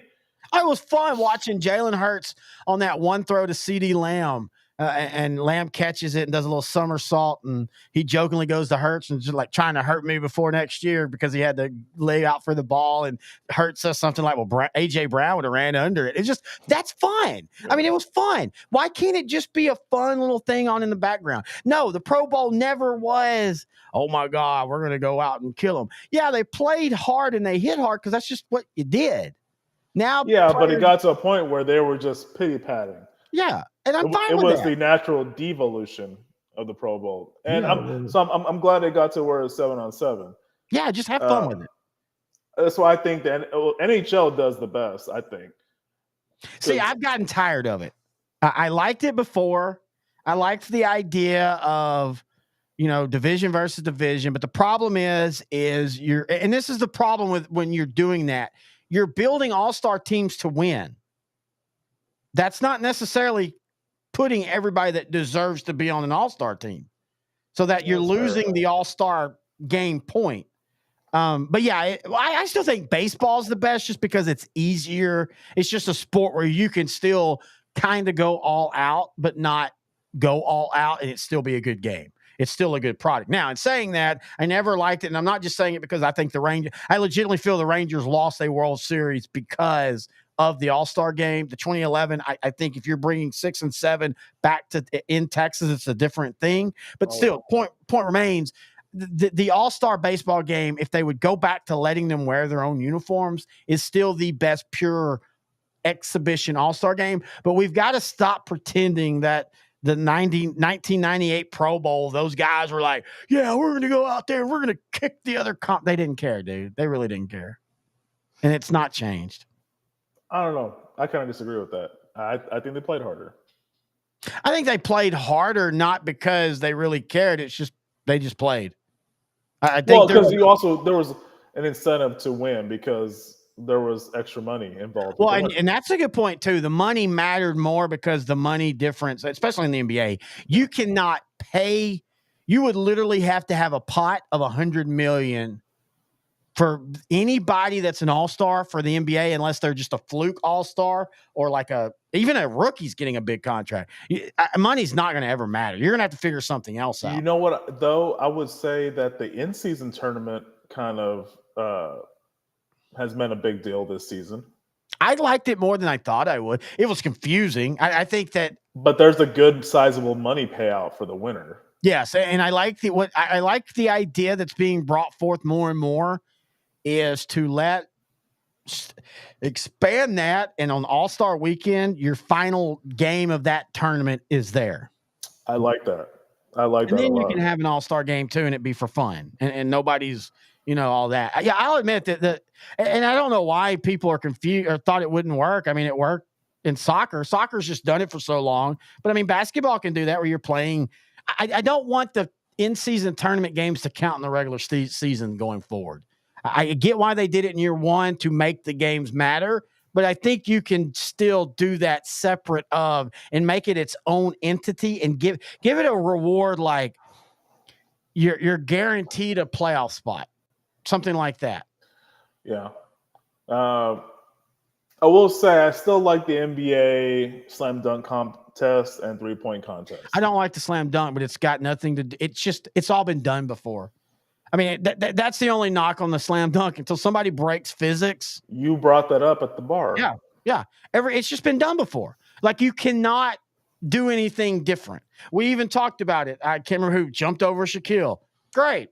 Been done before. Yeah. Jump over a car. Great. Been done before. I don't know how they can fix that unless they maybe go higher rim. Now that would be, do it like a pole vault. Yeah. Oh, start at regulation. Regular dunks. Yeah. Boom. Okay. We move it up. Boom. We move it up. Boom. Who can now that right there would be awesome. So Corey Maggette did oh my God, Corey Maggette. He did something that I thought would be the one dunk that would end all the dunks. And he did it sort of, but not the way I was wanting. I don't remember that. Long time ago, he did a dunk where he started with a 360 flip. He did the flip, then did something else. Now, there's no way an athlete can do a 360 flip 10 feet in the air and dunk, but that would be the ultimate dunk. That would be the most impossible and most ridiculous dunk. Okay, hang on. We're copyright be damn. You were trying to find it. I remember him doing it. I remember it was Corey Maggette. I remember him doing a 360 flip. Hang on. All right. So. Oh, you got somebody to get this crowd on his feet. There it is. This might be it. This might be it. This might be it. You know, one thing I'm noticing on Corey Maggette right there, looks like he has a tearaway jersey right there. Have you noticed that? There's holes in the side like Velcro. I think I know where that comes from. I think I know where the ball is going to be. All right, here we go. Corey Maggette in the 2001 He's going to go draft. Don't tear the jersey off at the same time.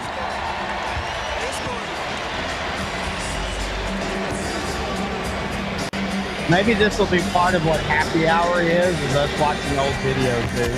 Oh, there we go!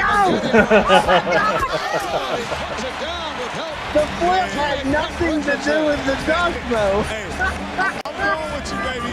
That wasn't bad. That wasn't bad. That wasn't bad. Oh, my God, dude. I love that. I've got to talk to Alvin.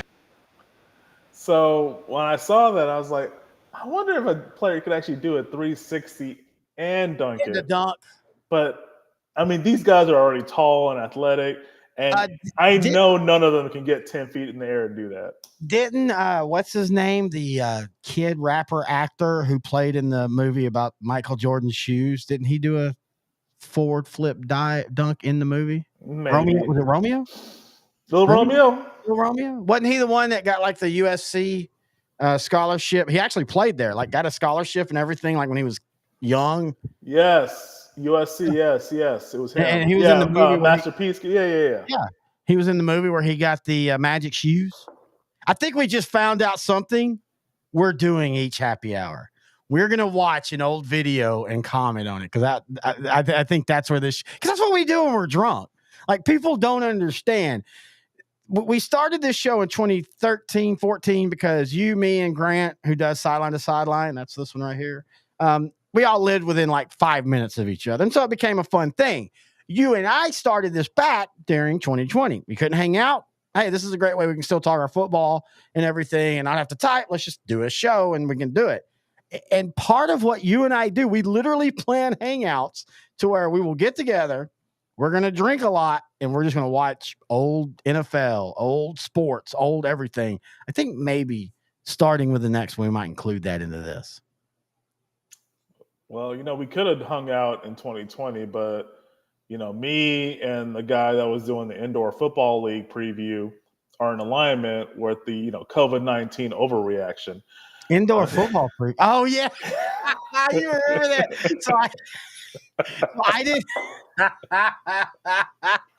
So I did not know that Frisco had an Arena Football League team, and apparently, just like Dallas, they're really good in the regular season, and they collapse in the postseason. But anyway, so I found a video talking about them, and I was like, "Holy crap! I didn't know this." And they got the Frisco Fighters. They have a jet on their helmet, really cool uniforms. I like it. Yeah. I've been watching a lot of highlights. They are fun. They're what arena football is supposed to be about. A lot of scoring and all that. So found this video, and it's the history of that team. And this dude is just like, he's real cool. Like, yeah, Frisco's a really talented team. They started in 2020. I mean, yeah, there was those stupid sanctions that didn't need to be and it was really overbearing sanctions. And we're just like, okay, like. I mean, yeah, we know. He kept saying COVID-19 overreaction. Yeah, overreaction. And it was like, okay, are we still doing this? But he was so confident about that. We might have to have him on. But anyway, I think we're almost done, dude. 2 hours. I think that's a good happy hour. You have anything else you want to finish off of? I think the rest of the show notes, nothing. Bucks fire Adrian Griffin after 43 games. Doc Rivers replaces him. They struggled for 2 weeks, but it kind of feels like they're starting to right the ship. Also, as long as they're healthy with that roster, I mean, I ain't going to say it, but I think I could coach them at least to the Eastern Conference Finals this year. I think you could coach them. I still feel bad for Griffin, though. I like Adrian Griffin, former Mav. kind of got his name known back when the Mavs. He was kind of back when the Mavs didn't always play defense. He was kind of that's what he did. He was kind of the defensive specialist. I still think he kind of got royally screwed. The Bucks, though, man, they finally win a title. Give them credit. They're not doing what Mark Cuban did and basically said, "All right, we won ours, we're good." They're being very aggressive and staying relevant, and I do like that. Whether I agree with he should be fired or not, I don't think he should have been fired. Kind of same line with Steve Wilkes. He won 70% of his games. Yeah. You knew going into the season he was at a disadvantage with Damian Lillard there, not because of his offensive talent, because he's still a talented player. He won the 3-point contest. He was the All-Star Game MVP. But he's not known to be a defensive presence. And the way Adrian Griffin runs his defense, Brook would be at a disadvantage. Lopez had kind of transformed himself from the stereotypical center from when we were watching to more of a guy that can hover around, shoot some threes. To his credit, like he's been more relevant. Still getting rebounds, though, even though he was playing outside the 3 line most of the game. Correct. Yeah, he is more relevant now than he was when he first came into the league. And that's attributed to his hard work and trying to adjust to changes that happened in the NBA after 2011, 2012. Speaking of, I love players like that. I got a deep dive on the Cowboys and Vinny Testaverde year. 04. Just had his best career. Nobody will ever think of him as a Cowboy. Go look at his stats. His best career year was as a Cowboy. 1 year. Ricky Anderson figured it out. He knew what he did well inside schemes that made him great. I love players like that. Kevin Falk for the Patriots. Yes. Ronnie Harmon, even before him back in the day. Troy Vincent. We talked about that. Troy Brown. Troy Brown for the Patriots. Yeah. Brown. We talked about him in the last happy hour. Big conversation about him. I really thought that the Swiss Army guy, was going to start a trend. And maybe I'm wrong on this one too, on the current one where I think in 5 years, running backs and receivers are just all going to be one group. I think you're 100% correct. Well, agents are going to redo that anyway. They have to, or running backs are not going to get paid shit. I mean, like you talked about it last time. The Niners, people don't realize the Niners were trying to classify Debo as a running back so they could pay him less. And his agent was like, no, we're not doing that. Yeah, 49ers don't go anywhere without Debo Samuel. He is that important. Him and McCaffrey are lethal together. Yeah. They're still, I still think there's some serious fundamental flaws, but that talent is not one of them. I mean, golly, that offense, dude, I want that offense. Like, I want that offense. I want everything that offense does. That's what I've always wanted. I want that multifaceted. You don't know where things are coming from. You can have a Brock Purdy, and this is nothing against Brock Purdy. Brock Purdy is a perfectly fine quarterback, but Brock Purdy is in the perfect system for what he does. And let's give Kyle Shanahan credit. He does do that well. He finds Jimmy G was never better than he was when he was in San Francisco. Let's be honest. He's only not there probably because he couldn't stay healthy. Oh, speaking of Jimmy G, he's sitting out a couple games because he's been taking the dirty juice, been getting that Viagra. Well, it was something it was a prescription that it was a valid prescription, but he didn't have an exemption for it. That was the issue. It's one of those weird, like, that's why it was only 2 games. The NFL basically said, like, yeah, he broke the rules, but there's no intent. Now, I do think that that's important. There's no intent, and so, that's why it's only 2 games, but it is still kind of funny, though. Where do you think he ends up in 2024?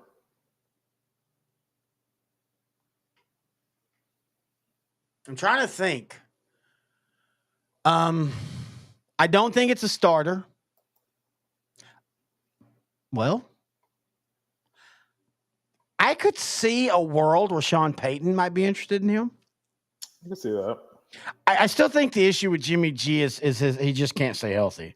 Again, I don't think people have ever knocked his. I mean, he's not the greatest player, but he's fine. He's perfectly fine. Even though if Dallas gives him one more possession 3 years ago, Dallas probably wins that playoff game because the people forget that San Francisco was absolutely dominating Dallas at home in Dallas, and then Jimmy G started like, "Hey, let me be Jimmy G." But I think if you put him in an offense like Sean Payton, where he's not having to do a lot, but I really feel like he's a backup. I could see him being a backup in Tampa, like him and Baker. Oh yeah, behind Baker. Yeah. I mean, because I'm a big believer is you want your backup to be like your starter, whatever style it may be. You want to be able to seamlessly integrate them in if something happens. And so I see him in there.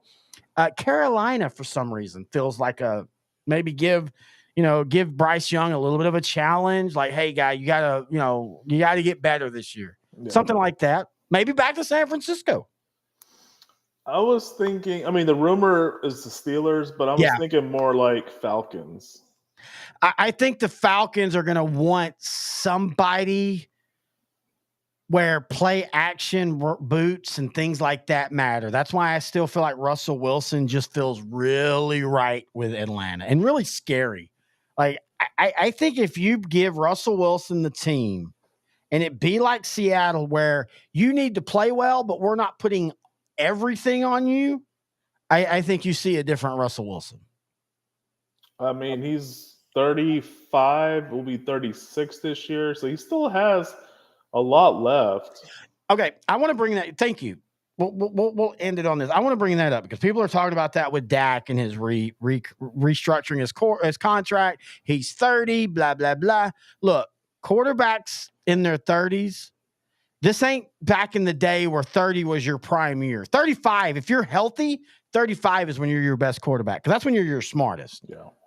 That's why I'm fine if Dallas were to come out tomorrow and announce that they've got a 5-year, $200 million deal with Dak. Perfect. Great. He's going to be good in 5 years. I have no problem with that. Better than paying him $60 million this year. Unless you're just well, I mean, there is that case. You and I talked about that. There is that case where if you're going truly all in 1 year, you pay him the 60 and then you can cut bait next year. But I still think you can go in all 1 year and still be okay coming out on the other end. I don't think you have to completely sell out and destroy the future for the present. And that's, again, we'll be having all those talks. I do want to hang on. Before we go, I want to do something because you and I are talking about this. We talked about this before. Hang on. Just give me 1 second. 1 second.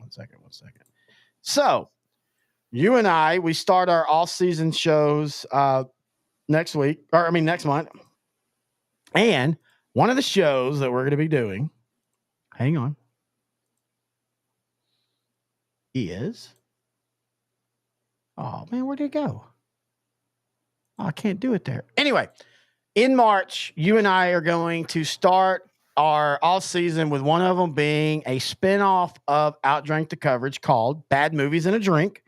And we're going to start that with our favorite, Roadhouse. But it's even going to be better than that. It's going to be Roadhouse. I'm trying to get to where I'm pulling that up. Hang on, guys. I'm sorry. Trying to pull the clip of Ezekiel Elliott and Dak doing the Conor McGregor walk. No, now you got me all intrigued. I'm going to have to do something else now. No, I'm trying to pull it was after the Jacksonville game a few years ago. Oh, yes, I do remember that. Yeah, he had came to visit, and they were like all about it, so they started doing the whole stupid walk he does. Yeah, that was that was when Conor was fighting in Cowboy AT&T Stadium or doing something like that. Yeah, they came in and all that, and it was just like, I guess I can't upload that. I don't know why it won't let me upload that thing. Hang on, all files, unnamed. Oh yeah, it won't let me. Anyway, I'll put it up on Facebook. We have a new show coming out. We're gonna spin it off from us called Bad Movies and a Drink. It's exactly what it sounds like. No different than OutDrank The Coverage. Just understand that when Noe and I do a show, it's probably going to have alcohol involved. Props. You know, it's just what we got to do. Anyway, I think we're done, man. I think this has been a really good happy hour, too. Yeah, I'll have to save some of the other stuff to talk about for next time because, I mean, we talked for 2 hours and it was a good conversation, but yeah, there was definitely a lot of other stuff we could have talked about. Speaking of, we're going to be talking baseball a lot going forward. Ryan Fox, who I will be having on here in a future episode, Ryan Fox will be joining us here in a couple weeks to talk.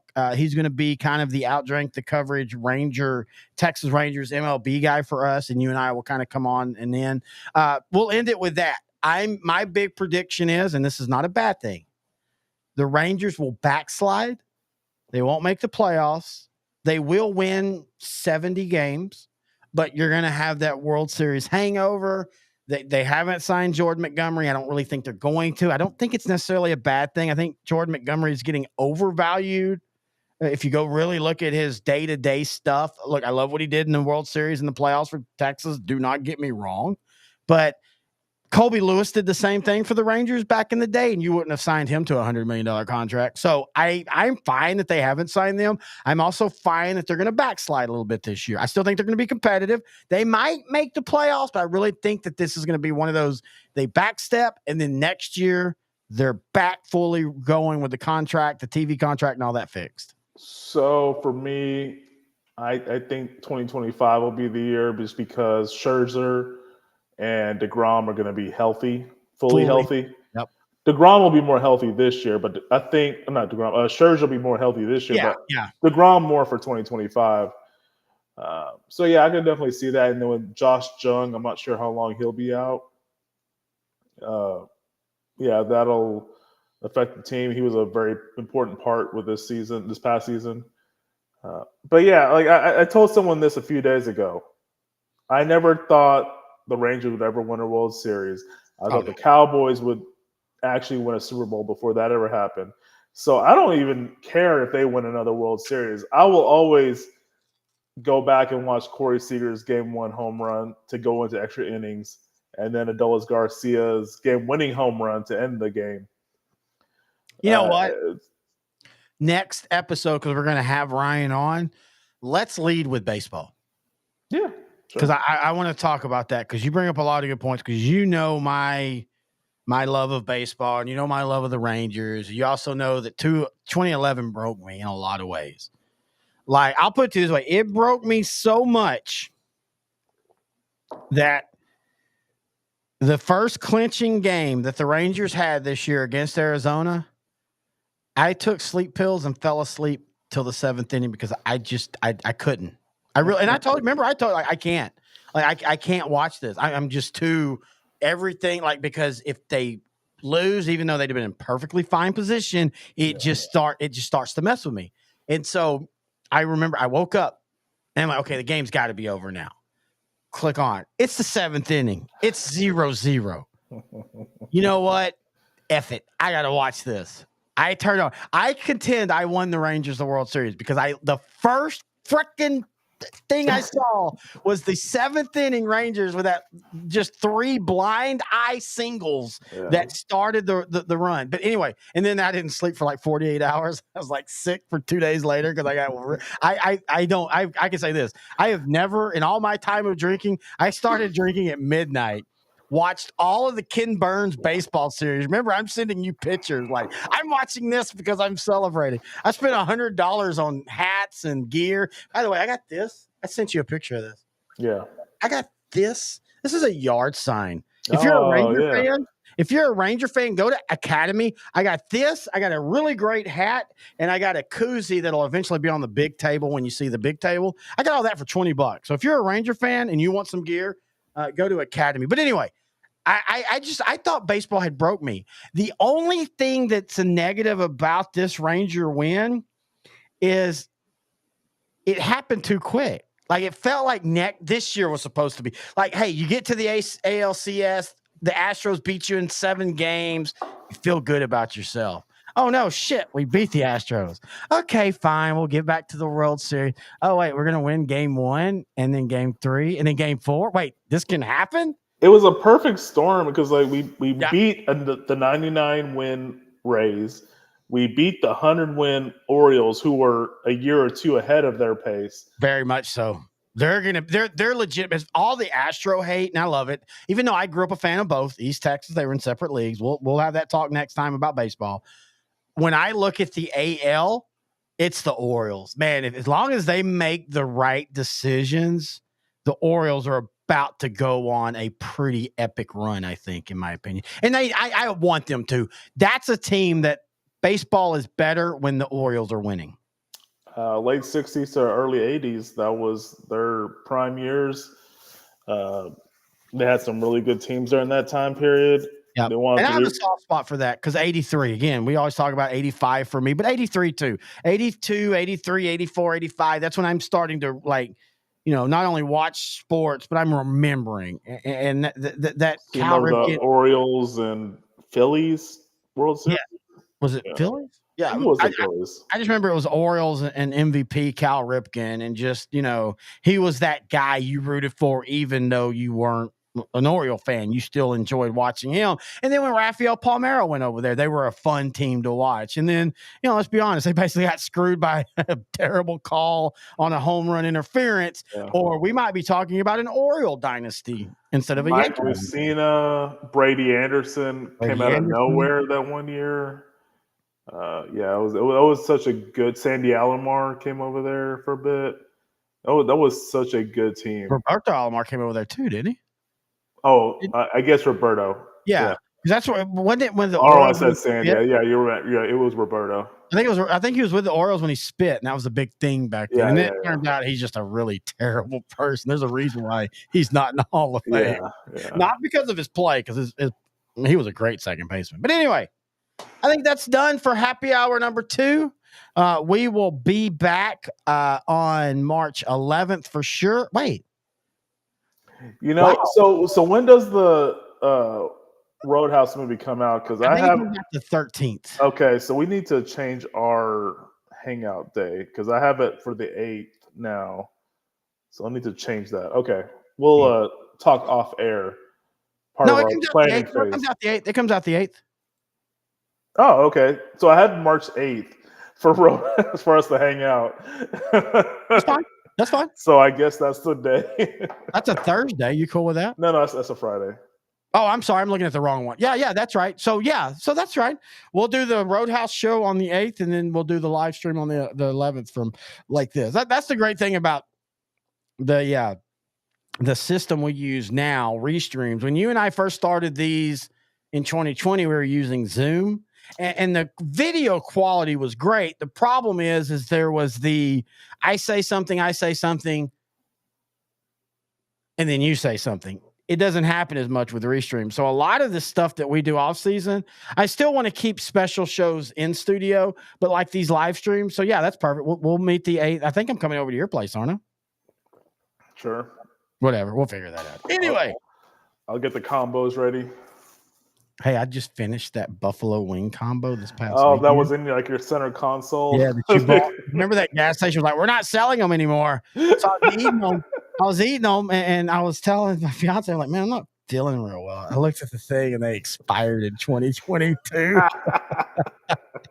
All right, that's going to do it for Happy Hour 2. Again, if you have any questions, thoughts, or comments, email us, odtcnfl@gmail.com. Ooh, I know what we should do. Every time we close out our show, down whatever's left in your drink.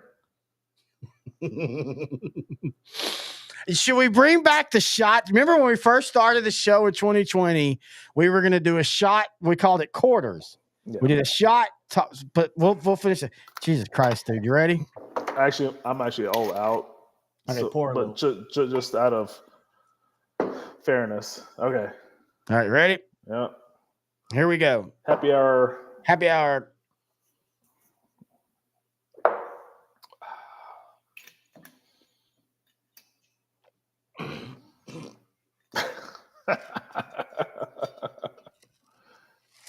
Good show. I know next time to not have as much vodka in the cup before we start that. Anyway, until next time, he's intern. No, I'm Terry Bennett. This has been OutDrank the Coverage.